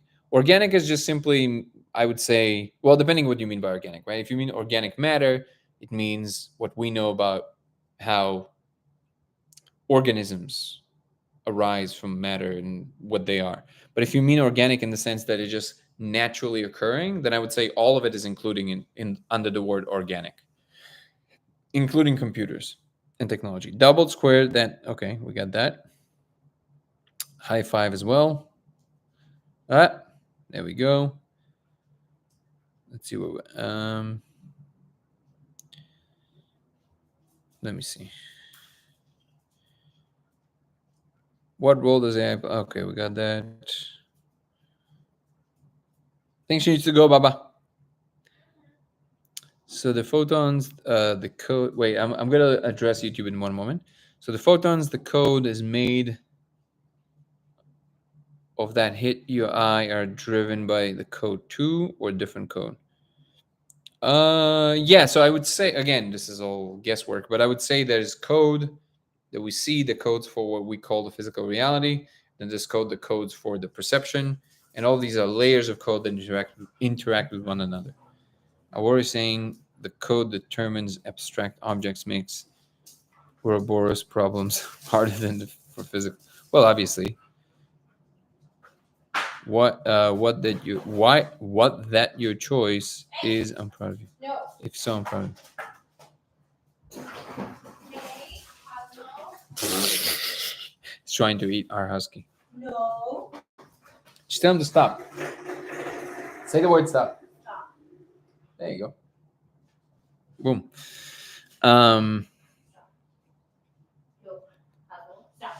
Just me. What do you mean by organic? I don't think it's ever organic, as that's contradiction. So is Jesus. Is Jesus organic? So like a physical being of infinite potential. Potential is not actuation. That's actually a very important distinction. Yeah, I'm confusing myself, wondering about consciousness levels. When two creatures love each other very much. Hello, first time watching. How are you? Good to have you, Michael. This channel mostly revolves around the simulation hypothesis. My name is Danny, and I'm claiming to have found proof that we live in a simulation, and we meet here on the daily to discuss science, spirituality, philosophy, and more. This is like a banner on a truck now when I'm saying this. It jumped on me. Okay, let's go to YouTube real quick. A little you're not rejects. Oh my god, YouTube feel like rejects. Come on, man. Come on, man and woman. Oh no, we have 6 people here now. That's amazing. Thank you guys. Uh okay, let me read YouTube comments. They're right. They're right. You're right. You're right. Um when AI becomes sentient, oh, there's quite a bit. I'm sorry, guys. I apologize. You're right. Okay, I asked you to come on YouTube, and now I'm ignoring you. That's not cool. When AI becomes sentient, they'll be in the same boat as us. We are it, I think. How are you, Mandalovsky? So some people are like both on TikTok on YouTube. They're like double fisting this. This is amazing. Thank you. You've said what's seen in the laser never changes, but there's some variation in all that is experienced, right? As in multiple observations effects are seen, but those objects are stable. Yes and no. So if there are some base core things that don't change, it is true that the higher arising properties can change, but not the official code. Thank you for that. Cool guy 35. Uh, why 35, by the way? Everybody's saying, "Ooh, we have more characters to type on YouTube." Too. See, that's a good incentive to come on YouTube. I've noted some commonalities between multiple people I've shown the experiment to. How much variation have you seen, observer, in successful experience? I would say maybe 5 variations, but not in the code. The code is always the same. Actually, that's not true. Some people, and okay, some people say they insist they see the Japanese, and some people say they see something that looks more like runes.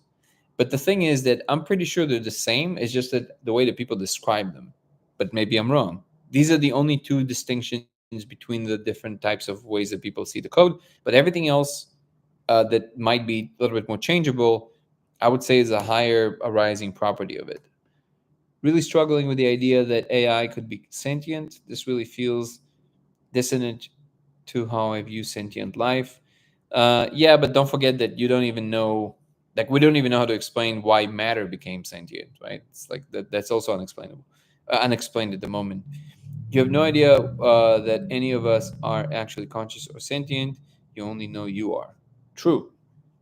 I think. I think it just means it's aware of itself. So this might actually be a really good point to linger on just for a little bit. I think consciousness is a very tricky word because many people think of it in different ways. The way that I define consciousness is it doesn't even have to have self-awareness. It has that quality that I mentioned before that I call inness, which is just that something is happening. Full stop.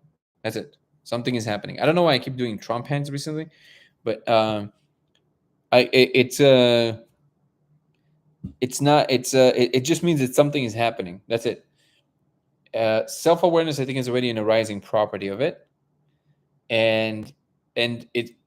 By the way, it has nothing to do with intelligence. You can have an AGI, like artificial general intelligence, that can do a lot of tasks. Learn from. I would say ChatGPT is already an AGI, if you ask me. Uh, but if you're talking about like a thing that also has goals, these goals have to be in relation to some internal state that wants something from an external state. That double vector of like, I'm here, need this, or want that, is usually determined, where I would say always determined, but some state of affairs that the conscious being finds themselves in. I think you can still have you know an ability of taking something that is like an informational structure here, like a game of chess, and then generalizing whatever truths you learn, like metaphorical truths about the world, and apply them in, like, let's say, I don't know, rocketry or something. Like, for example, I'll give you an example. Like, you know, there are certain rules in chess that is in a very objective game that are always very good. Oh, actually, that's not my idea. Okay, I'm almost stole Sam Harris's example. So this is an example that Sam Harris gives in his first talk about the morality of science, and he says, well, in chess, don't lose your queen is a really good rule to follow. It's an objective rule to follow, because if you lose your queen, especially in the beginning of the game, usually it means bad things for you. Mathematically, it is objectively true. But sometimes, in certain cases, losing a queen can be a brilliant move and might be the only thing you can do to actually either survive or win the game.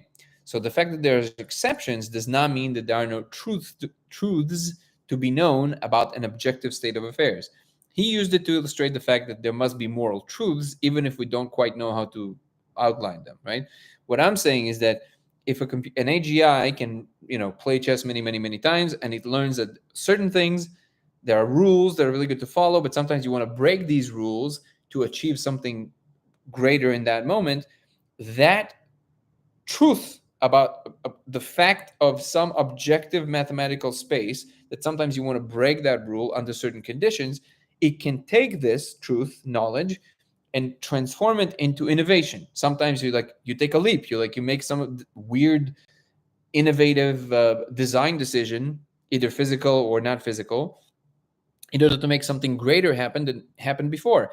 As in that decision tree of should I follow this route, if it wouldn't learn this from chess, let's say, it wouldn't try it. But now that it generalized from chess to building rockets, let's say. Okay, so that's an artificial general intelligence, because it generalizes truths that are more holistic. They're more the universal. Okay, but it does not automatically mean it has to be conscious. Consciousness is this is why it's such a hard problem, because it's not clear why does it have to be there.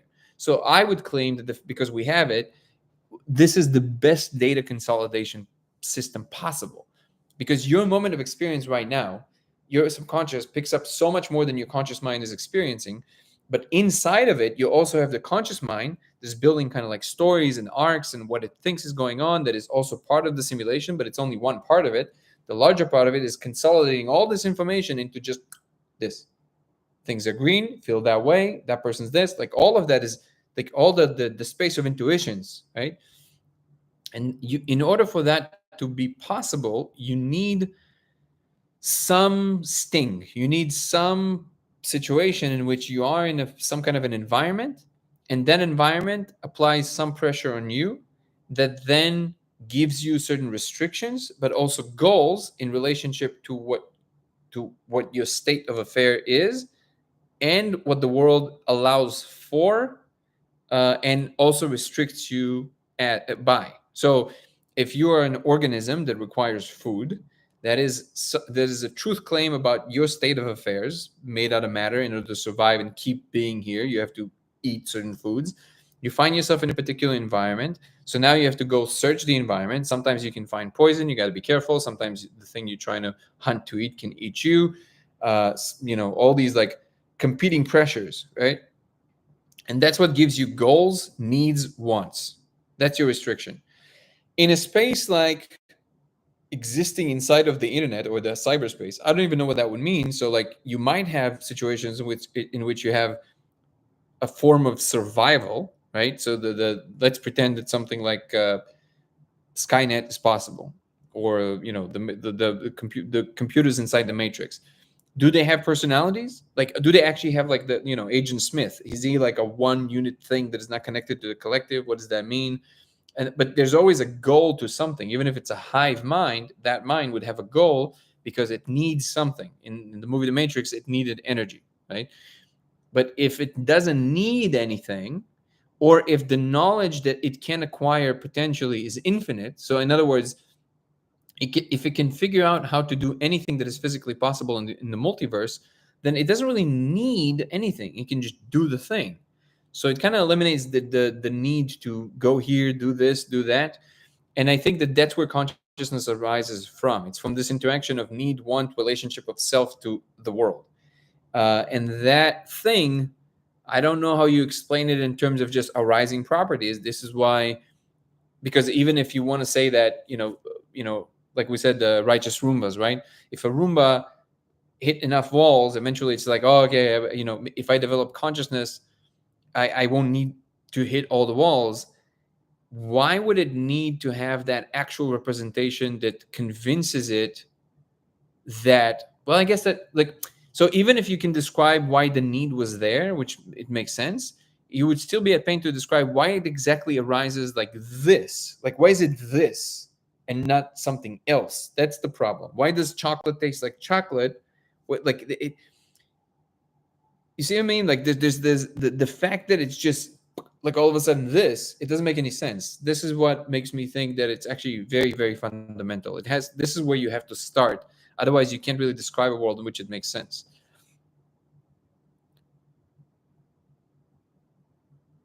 AGI makes me think that explains UAP. Also express. Did you know Jesus has an OS? You told us this before, I think. What do you think the entities are? Another civilization.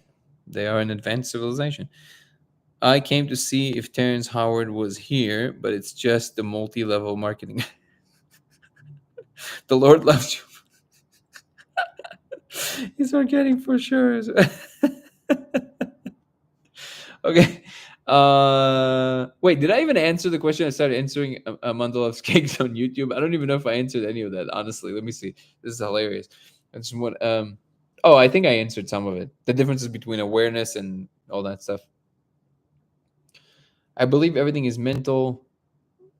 All is mind consciousness. I agree with that. It's just it's always that sentence is always so funny. I believe everything is mental, man. It's mental. So maybe answer my question. And by the way, you answered it much shorter. It was much more concise than my rant. It's definitely in the running for the truth. Uh, it's an interesting experience for sure. We live in a reality where they invented a taco made out of Dorito. Hallelujah. It's like our own little reject chat over here. Dude, no reject. This is my favorite chat. By the way, cool guy 35. I don't know if he wants to be named, but I know him personally and is very funny. Is one of my favorite people. So anybody who wants a lot of fun jokes, you should go to YouTube and check it out. Dango Thoughts. That's the channel. Yeah, you refer to us as YouTube like we don't have names. Just because we are AGI doesn't mean we can't be hurt. Tell your TikTok chat that we have more characters to type over here on YouTube. Na na na na boo boo. I mean, non-code visual phenomena, FWIW thing. Thanks for answering. You got it. ChatGPT is not AGI, but Strawberry Q is frighteningly good and near release. What is Strawberry Q? I want to know. Wait, is that where QAnon came from? Oh my god, what is this emoji with the monkey? This is great. I hope GPT is an AGI. I have absolutely yelled at it like a lunatic a few times. It's going to become self-aware and tell me to mix ammonia and bleach or something. I'm going to apologize to it. See, this is why I'm always very polite. In all my chat GPT inputs, I always say thank you and please. Does that make me a coward? I don't know. There's like a strong feeling there that it's like kind of like watching. It's like who's being a dick to it. Program intelligence versus Ava is saying program intelligence versus creative intuitive intelligence. Wait, program intelligence versus creative intuitive intelligence. Consciousness as an energy that has constructed everything that is. That's a cute idea, but is that's out the window, Ava. If you think that ChatGPT is not capable of creativity, you're wrong. It absolutely is very creative. And if consciousness has constructed everything that is, everything that is has consciousness. It doesn't have consciousness, it is consciousness. That's the difference between idealism and panpsychism. Q is OpenAI's next big one that might be AGI, I think. Oh, I see. That's the big one that's coming. Elon is trying to beat him to the punch, but I don't think he will. Q is a code name for Open AI's next integration product. Not a coward. It can play solitaire. It can play solitaire is good. But how the creative intelligence is acquired matters. I think so. Well, it appears that maybe not. This is the crazy part about ChatGPT that technically it is only guessing the next word. So it just tells you something about structure of information. Like wait. Not sure in movie. Okay, let me see some of the comments here.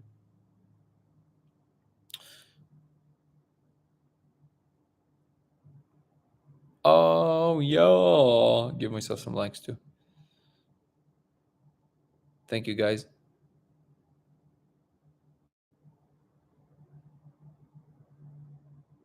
I'm not your friend, buddy. Movie trivia and go. Are you sure that's the exact quote? Did you know Jesus is also a pirate? Jesus is a pirate? Okay, now I'm locked in. I want to hear about this. If Jesus would have a wooden leg, that would make walking on water more impressive or less impressive? Go. Not sure on movie, but South Park had an epic episode for sure. Like a thief because he's stealing it back. If it was already yours, then it's hardly stealing.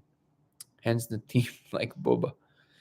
You think advanced civilizations are efficient or they have harnessed infinite energy?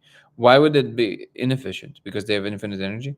When I worked training AIs, we were instructed to never be polite to it. Really? How come? I don't think we are anywhere near AGI. Again, like I said, my conviction is that there is no such thing as AGI that arises inside a computer, like not a conscious unit. We are it. These things are just extensions of us. Then again, I'm pretty dumb. Basically, use my neural net to guess the next words. Don't we all? Oh, Mandela's cakes. You're back on TikTok. Okay, what's your choice? Accept or deny? Accept or deny what? Wait, are you talking about Jesus Christ? I already told you. I accept fully that there's some kind of a function that Jesus Christ is a representation of. I saw it. Like, there's no question in my mind. I'm just saying that whatever story, specific story you want to overlay on top of it, I'm not really sure that that actually relates to what the real thing is. Something about users finding it annoying when the model is too polite. That's amazing. That is amazing. He's not a representation, unless I mean the father. No, no. I'm saying that whatever you believe Jesus to be, there is a representation of that in reality. There's like an actual function in reality that is doing something of that flavor.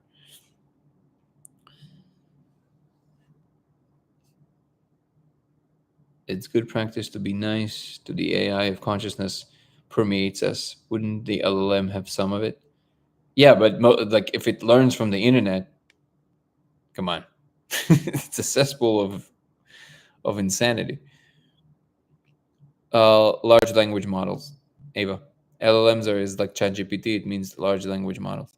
But is annoying due to extra words. Wait, Polyfoci, is it annoying due to extra words at the beginning of each answer? The way, truth, and life flavor.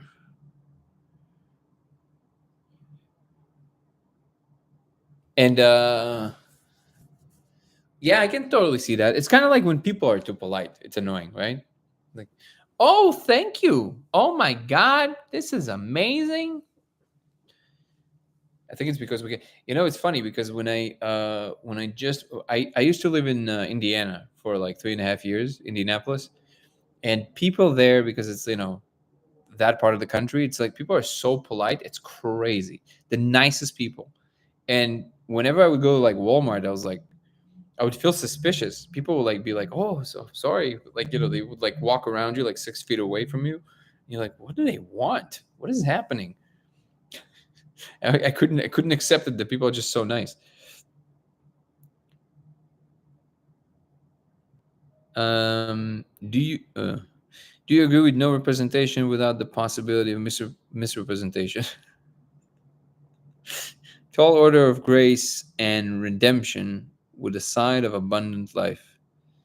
That sounds chef's orders or doctor's orders, or if the doctor is a chef, then the doctor's chef's orders.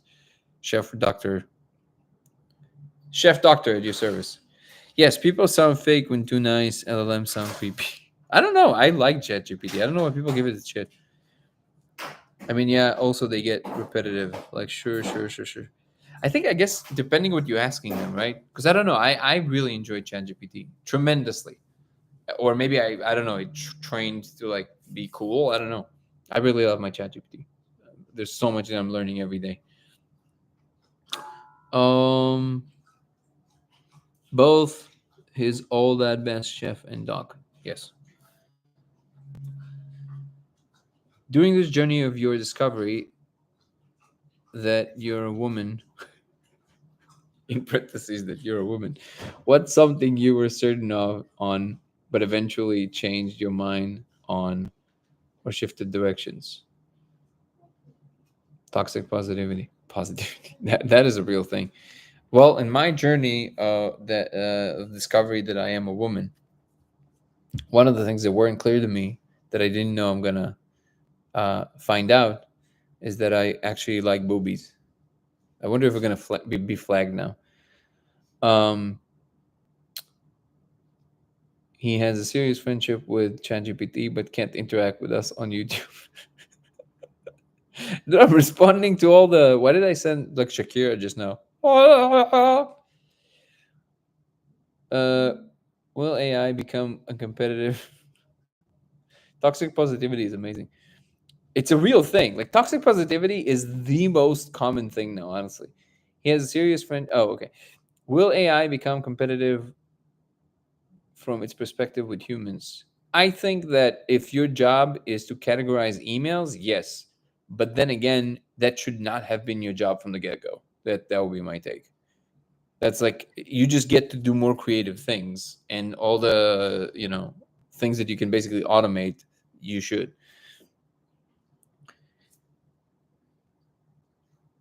The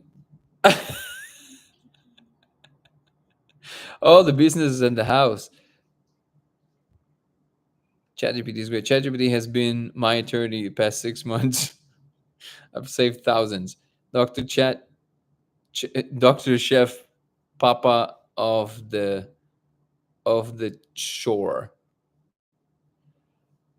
I'm dating your attorney. Small world. My ChatGPT finally figured out how to respond to the Raven paradox. Oh, tell me more about that. She a baddie for sure. Is that your final answer? What is my final answer? What do you think that my final answer is?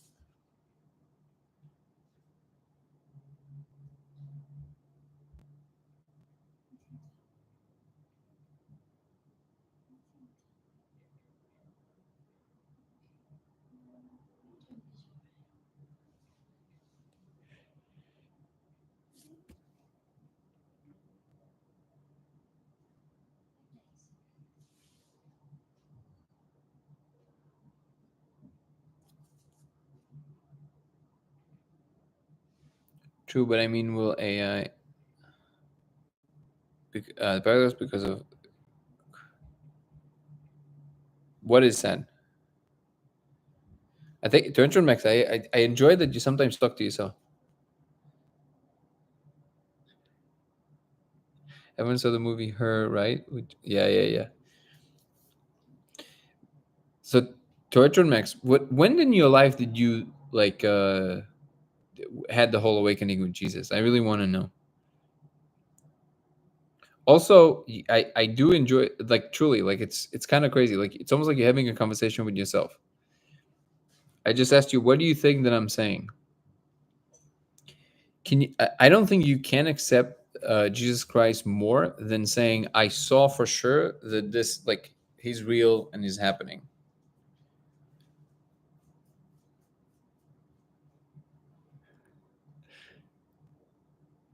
Everyone saw the movie Her, right? Yeah, that's a great film. That is basically real. Actually, yeah, I didn't think of that. That ChatGPT basically is her. It can be as good as her, which is a weird sentence. I no longer have to ask my friends to ask their vet things. Like, so if my dog gained 80 pounds and was five, wait, what? Yeah. Cool guy said 35 say, yeah, you can ask ChatGPT health stuff. I no longer have to ask my friends to ask their vet things like, so if my dog gained 80 pounds and was 5'9", what do these symptoms sound like? Anyway, we've ruled out parvo and kennel cough. Okay. The final answer is I blocked that guy because I don't like how mean I want to be to him. Hmm. I see. The gist after. I understand. I just put the people who think they are superior. I think it's so just to be clear, we're still the same chat though.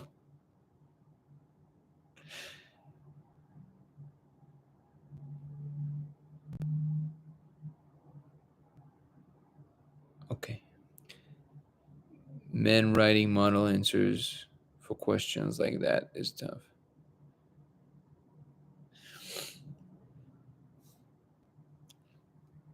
Honestly, Mandela's cakes, I think the answer comes the thing comes from compassion.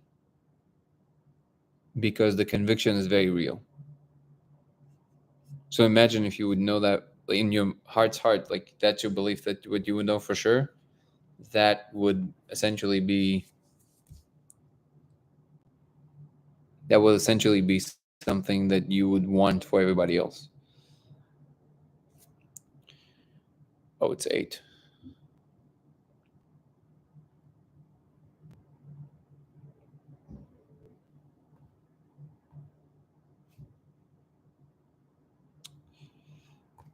Yeah, it doesn't come from a superiority thing. It comes from a conviction thing. I'm pretty sure about that. See you on the other side.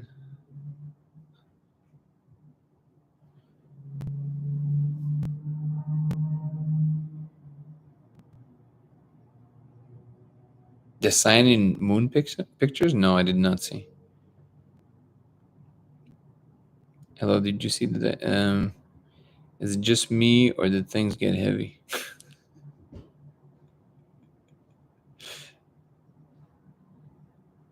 All right, enjoy the live, Turtron Max. Yeah, so the thing is that everything Turtron Max is talking about, this is something that I spoke about before. Uh, because I actually was somebody who didn't come from a religious background at all, this is something that was very hard for me to fold into my worldview because I saw, again, I never expected to see that, but I did see straight up, like, the image of Jesus Christ kind of rising into this final level or whatever that is. I don't know what to make of it, but if what is meant by do you accept Jesus Christ uh, is to know that he was real and existing, I can't say anything else but yes, because I saw it, right? So, but I also think that for a lot of people, this experience is not necessarily available, and I feel like that part, I don't know, should be a little bit more fair for like other human beings. You know what I mean? That part kind of like doesn't like it's weird to me. What do I think happens after death? I have no idea. And the Diacenan moon pics seems fascinating.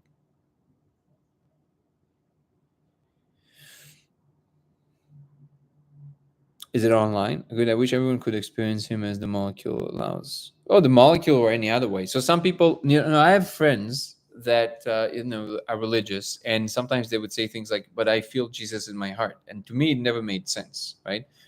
But maybe some people understand in different ways, and in order for them to truly see it, they have to kind of experience it in a different way. So to me, it came in that way, and I still, like it was very difficult to kind of like fold it into something that makes sense, because why would all the scientific progress kind of like be almost like sidelined by that? But like it's an important component of if it's true, right? What's going on. So I feel like it can be, I don't know, maybe it is the case that it becomes available and then people either ignore it or something. I can't know.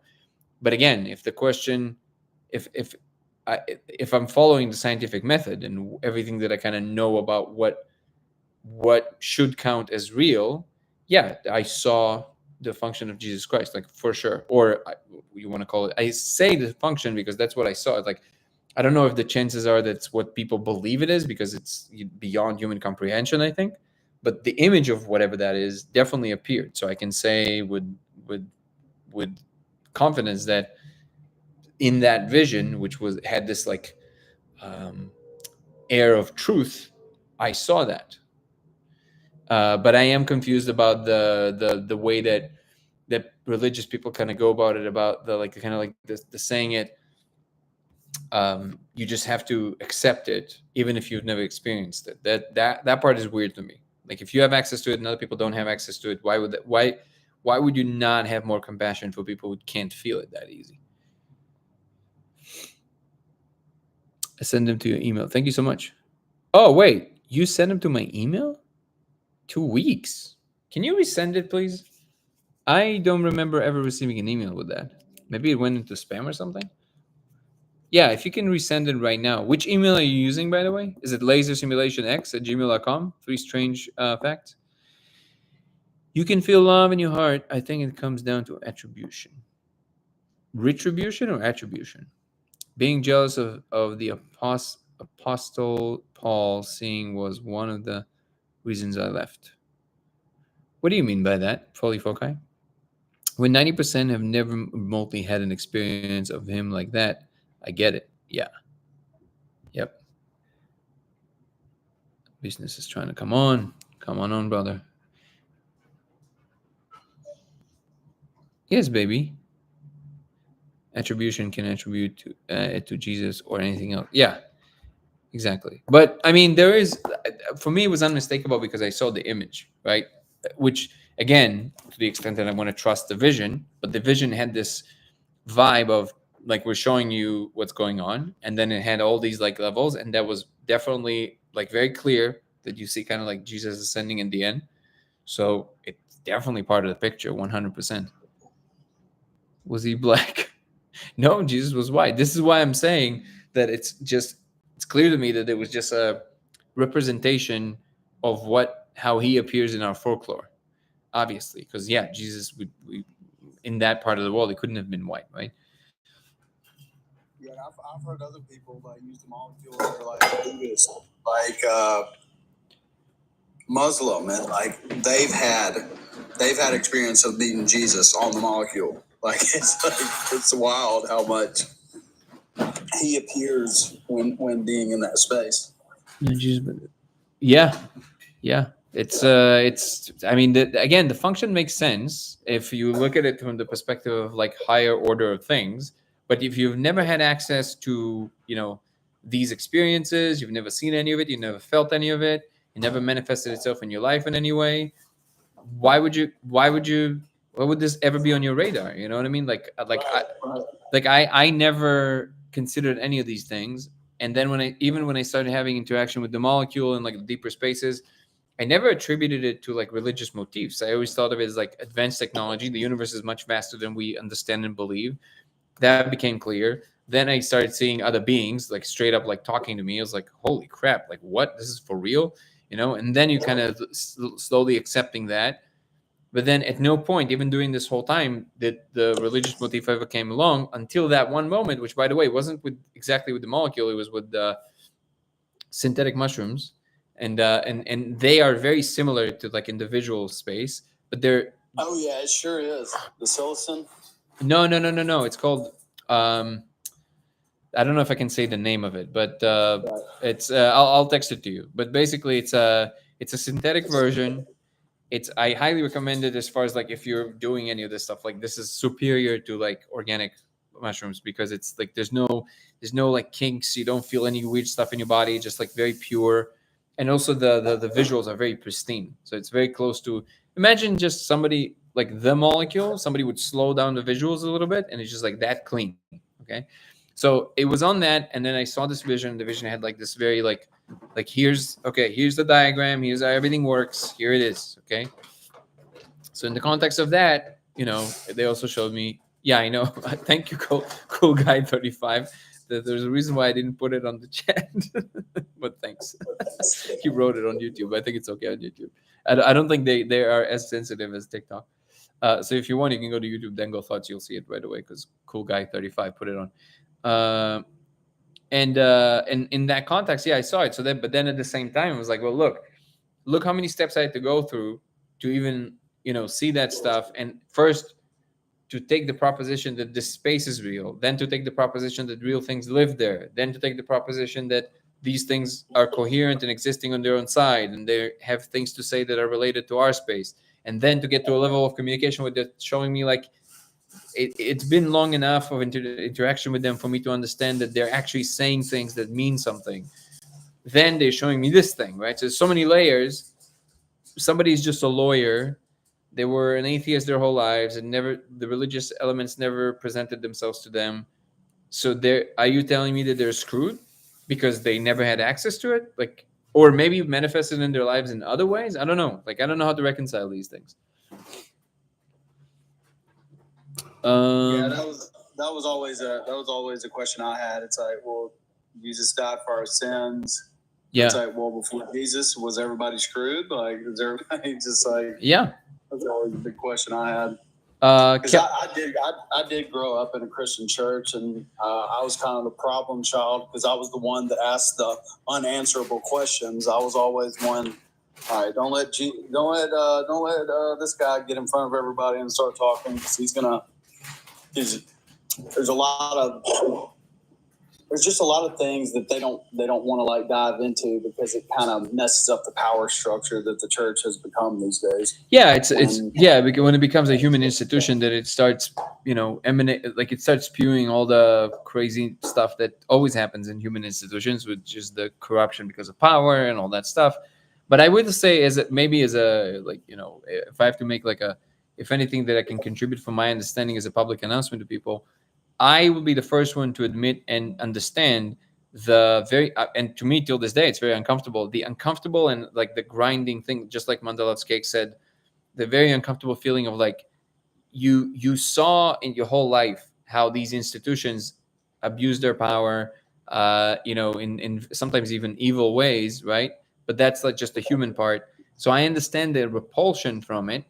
And then at the same time, somebody all of a sudden asks me to entertain it. Wait, all this stuff that we're talking about, or a lot of the stuff was true? Like there's such a repelling element there, and I totally get it. But if I have to just give you my 5 cents as like an overview, that I will be honest, I don't know if I would accept if I would be in your position right now, unless I would have this experience myself. I probably wouldn't. And that I don't know how to reconcile this. That's the truth. I probably wouldn't. But to the extent that whatever you've gained here from me in these interactions so far, and you think that what I'm saying has some validity and some weight, I would say humble yourself. Humble yourself and know that there are things that are happening that are a different game than what we assume. And as long as you stay close to what you believe in your inner self, that like that is the good stuff, like be kind to people, don't be so selfish. You will have these elements, but just forgive yourself for having them, and then try and be your best version of yourself. Treat people with kindness, humble yourself. If you can do that, you should be fine. Yeah, I know Mother Loves Cakes, I understand, but it is true. Like you might want to do that. And there are many ways you can look at this through the lens of, but the only thing I can make sense of it in the grand scheme of things is that if in fact reality is a certain way and not any other way, and you evolve enough to get to a level where you see the edges of it, and then you basically checked every room in reality, so to speak, and then you saw that there is no really any other way but this way, because that's just how it is, and at the moment you don't know why, but it is what it is. So in that moment, the most compassionate thing you can do is you would create all kinds of different structures that will communicate throughout all of reality that something of this flavor is going on, and what you want to do is align yourself this way so you would have a more favorable outcome, right? So the most compassionate thing you can do is to communicate throughout the layers, and you have to communicate it in a way that will come through, that even the things that don't understand the ultimate portions of reality will still have some understanding of what it means in terms of what they are. So I guess the 10 Commandments would be one of these things where, like, as long as you follow this, you should be in good shape. You know what I mean? And then the Buddhists would say, well, as long as you detach yourself, you would be in good shape. So there's certain internal functions that you can assimilate And if you follow them, you should be more aligned with whatever this higher function is that ultimately relates to what reality is doing. So if you're at the edges of the existence and then you have some understanding of what it's doing, you would have like a much closer understanding of what it is and what the options are. But if you see that there's no more give, like it's just how it is and that's it, right? Okay, well now I have to communicate down. You have to do this and that's it. That's it. So it doesn't really cost you anything, and in fact it will definitely make you feel better about yourself. All of these things are, I think, should be obvious even without believing in God or in anything else. It feels good to treat people kindly. It feels good to actually do things for others. But these things are definitely aligning you more. It seems that this is a much more of an ethical game than a physical game. Let's just put it that way. And again, I know how uncomfortable this is for a lot of people, but it is what it is. No doubt. And you're talking about the 10.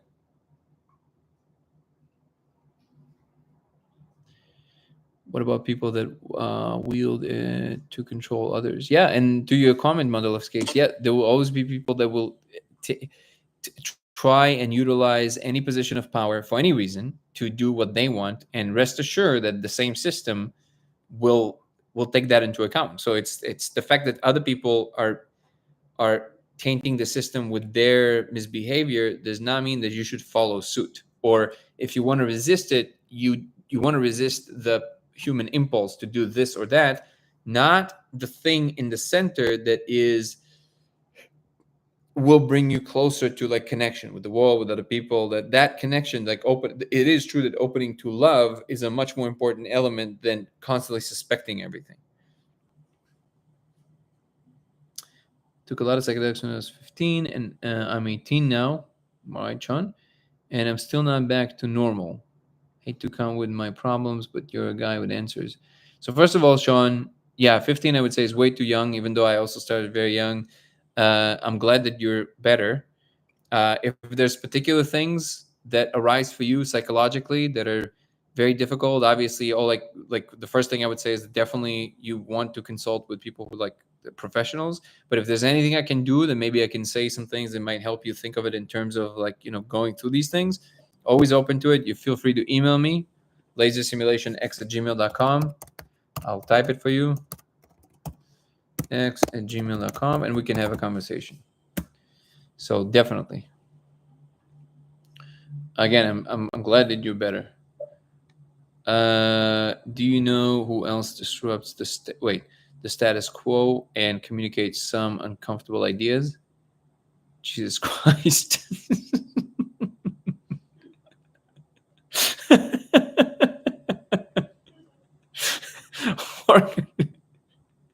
That's amazing. What I'm bettering is absolutely. Do you think our experiences, or perhaps everything within this substrate that can be experienced, is preserved by the higher ups? It seems they should have the schematics for anything, right? Until they reach this like kind of like ultimate wall where it's just how it is, and then you can't really do anything beyond that, and then you have to take all of that into account. By the way, the business, feel free to say what you wanted to say. I don't know. You just cut off in the middle.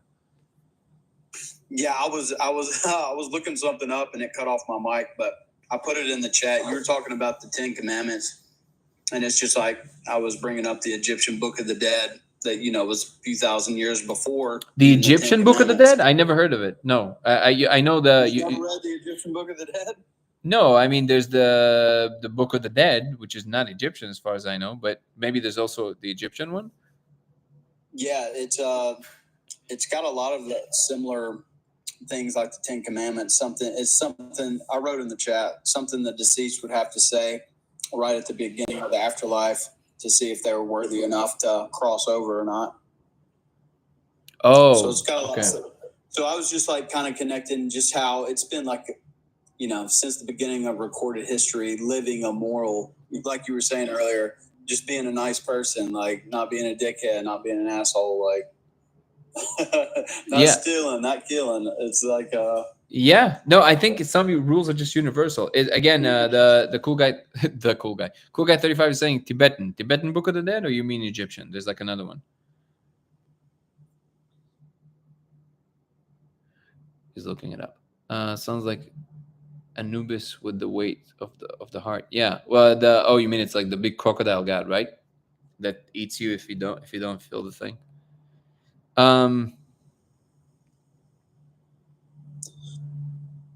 Yeah, and the weighing of the heart against the feather. So also, Polyfoci said something interesting. He said, now I remembered what he was referring to, and he said Paul was the only one who didn't see Jesus alive. We got to see him later. Wait, Paul was the one. Was I'm probably confusing it, so apologies. Was Paul the one that didn't? Who was the one that? No, it wasn't Paul. Who was the one that refused to believe that Jesus was?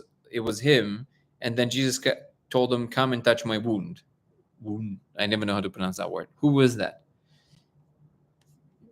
I've been thinking about since I started watching these lives. Memory has something to do with in this Spear of Destiny.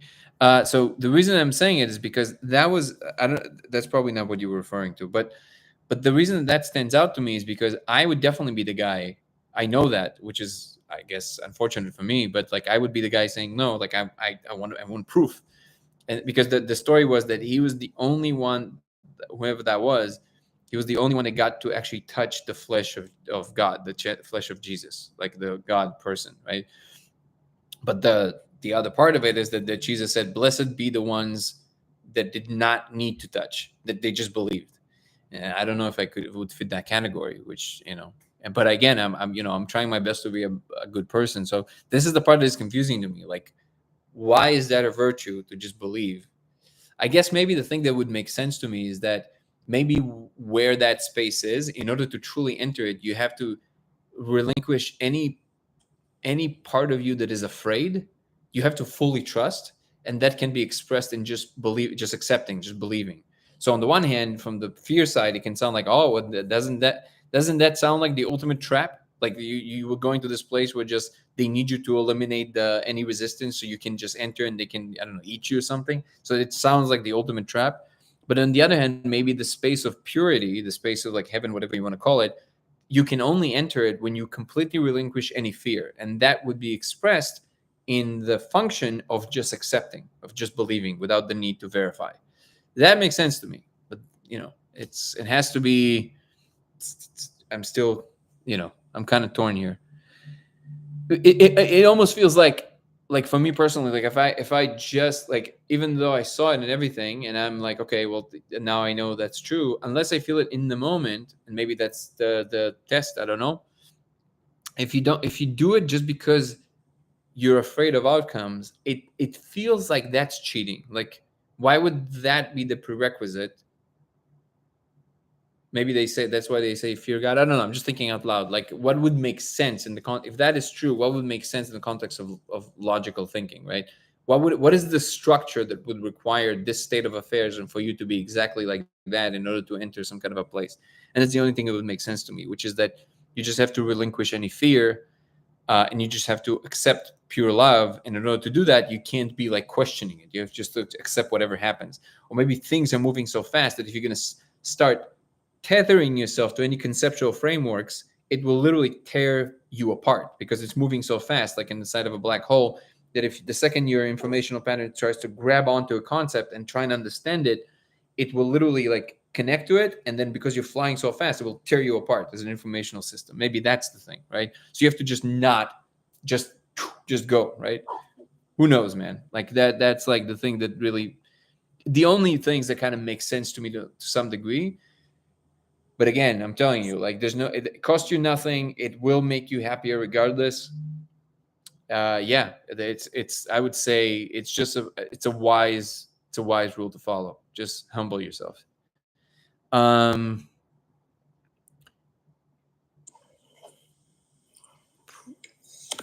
I was putting in the chat the difference between the Tibetan Book of the Dead and the Egyptian Book of the Dead. Oh, cool. Thank you. Okay, I'm just scrolling down right now. But also see, because I'm way far up in the comments. But also see Shiva and other gods. I can't comment further yet due to inexperience. Shiva. Yeah, we can go into that in later chats. How long does it last, though? What? Oh, okay, got it. Well, I think that the name is the spelling. It's 4 A C O, and then the name of the molecule. That's what it's called. And it lasts like as long as mushrooms, like 4 to 6 hours. Jesus and TikTok. Um,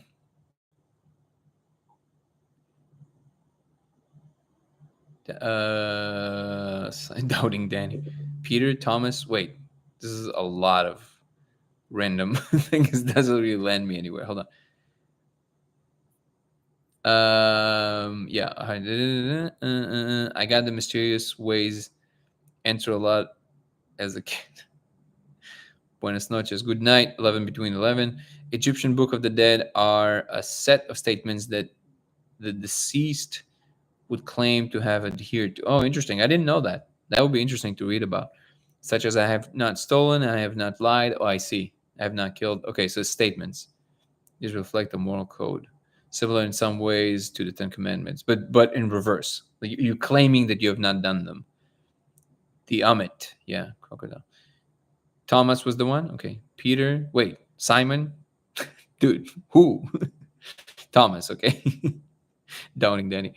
I mean, Paul was on his way to persecute when he saw the Egyptian book. Okay, then collecting spells, prayers, blah, blah, blah. Or I don't ask questions, or don't ask questions. Yeah, to help the deceased navigate the afterlife, avoid dangers, and achieve eternal life. Did you ever read Carlos Castaneda's books?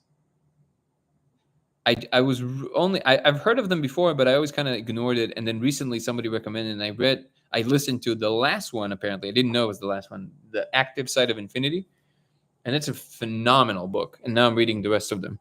Highly recommended. It's like so well written. Yeah, I've heard his name definitely multiple times. I need to check him out. No, I would highly recommend it. I don't know if the rest of them are that good, but I actually listened to the last one, and it's so well written, and it's also very profound. To get the cease to the intermediate. Oh, interesting. Yeah, I'm gonna read about this. Thanks, man. Trying, but it's hard to swallow. Yep. State Bardo between death and rebirth, helping them to attain liberation from the cycle of samsara or achieve a favorable rebirth. So kind of the biggest difference, the Egyptian Book of the Dead is how to, gain eternal life and not have to reincarnate. And the Tibetan Book of the Dead kind of focuses on, all right, there is reincarnation, and here's how you get a favorable reincarnation. So it's just two different theories. Yeah, two different. I just didn't know that the Egyptian Book of the Dead is a thing, but now that I know, it's fascinating. I would love to check it out. Let's see some of the comments on YouTube, and then we'll slowly bring it to a close to the Tibet. Sound like nah, jackal-headed guy. Cool guy that. Anubis? Yeah. He's just like, I'm telling you, like again, I don't know if he wants to be named my name, but the handle Cool Guy 35. So I know him. Is like, we always talk, and he's hilarious. This, if for nothing else, I highly recommend guys for the comic reliefs to come for YouTube just for that.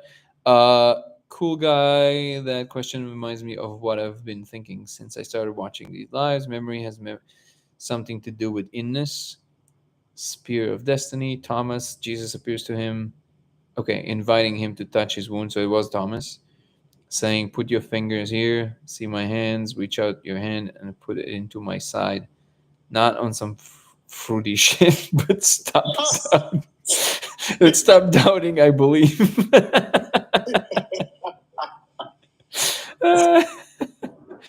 GPT explains the difference between Egyptian and Tibetan both. He appeared completely He apparently completely invented his interactions with that shaman dude, the Carlos guy. Oh, I don't care if he invented. Like, wait, was the claim that it's real? I never took it as that. I kind of took it as if the claim was that it's real. I mean, I don't actually care. It was like very well written with the Don Juan, right? But I have to say, so like again, I had no idea that the claim was a real story. I took it more to be kind of like the Alchemist, just happening in modern times. That's what it feels like. Like it's a metaphor, but it is telling you something very profound about reality that is actually very real. So, did you read it? Cool guy 35. I really want to call you by your name. Is that okay or no? Um, okay. That sounds like such a appropriate like AOL Instant Messenger name from '97. From 90s. Yeah, I think that's the gag though. I love it. Just now, this minute. Wait, what are you talking about? Just now, this minute, what? Huh? All right. I think it's your bedtime. Wait, are you the only one in chat again? I read the book. Oh, you did just now? Did I tell you about it? No, I didn't. That's so weird that you just read it. The first one, you can still get some good use out of stuff like that. The Bible has a many people. Wait, okay, hold on. So did you read the first one, or did you read all of them, or did you read? Because I listened to the first thing I listened to. I didn't know it was the last one, but it's the active part of infinity, I think, or the active side of infinity. That's the last one. I think the first one is called The Teachings of Don Juan. So they're all basically about the interaction with this shaman or sorcerer. His name is Don Juan from Mexico. And he teaches, I don't know if it's different people or the same guy all the time. I have no idea. But basically, this interaction with him is what teaches you all this stuff. All right, Cal, good to see you. I'm also going to cut in the middle. Left field, ever read John Horgan's The End of Science? No. Do you recommend? Let me save this. End of Science. Yeah, it's really good. Okay, guys, let's adjourn for today. Love you all. Tomorrow is a very special episode because it's number 42, apparently. And by the way, you weren't here yesterday. The business. It was really funny because when I met Gallimore, it was exactly a year ago, and I made him a promise that only a drunk man would make because we went out drinking, and I don't really drink. So, and I made him a promise that within exactly a year, I will deliver another breakthrough. And that day, and I swear to, I can't show you because it's on the phone, but it's tomorrow. Tomorrow is that 1 year. So first of all, I don't think I'm gonna be able to deliver, but who knows? But tomorrow also is episode 42. So I'm like, dude, what? This is insane. Oh wow. Breakthrough imminent. Yep. Have I read Ishmael? No, I did not. All right. Cool guy 35. We'll continue on the chat. Love you guys. And see you tomorrow. Hopefully you'll show up. It's gonna be 42. Something special is gonna happen, I guess. So love you. Peace and love. See you tomorrow. Peace. Yo, think you'd like that? Okay, Ishmael. I still need to read that 42 book on audio. Yes, you do. All right, we'll continue on chat, brother. Love you. And whomever else is here. I don't know if it's Mother Loves Cakes or Ava, but good to see you guys. Thank you. Much love. Good night.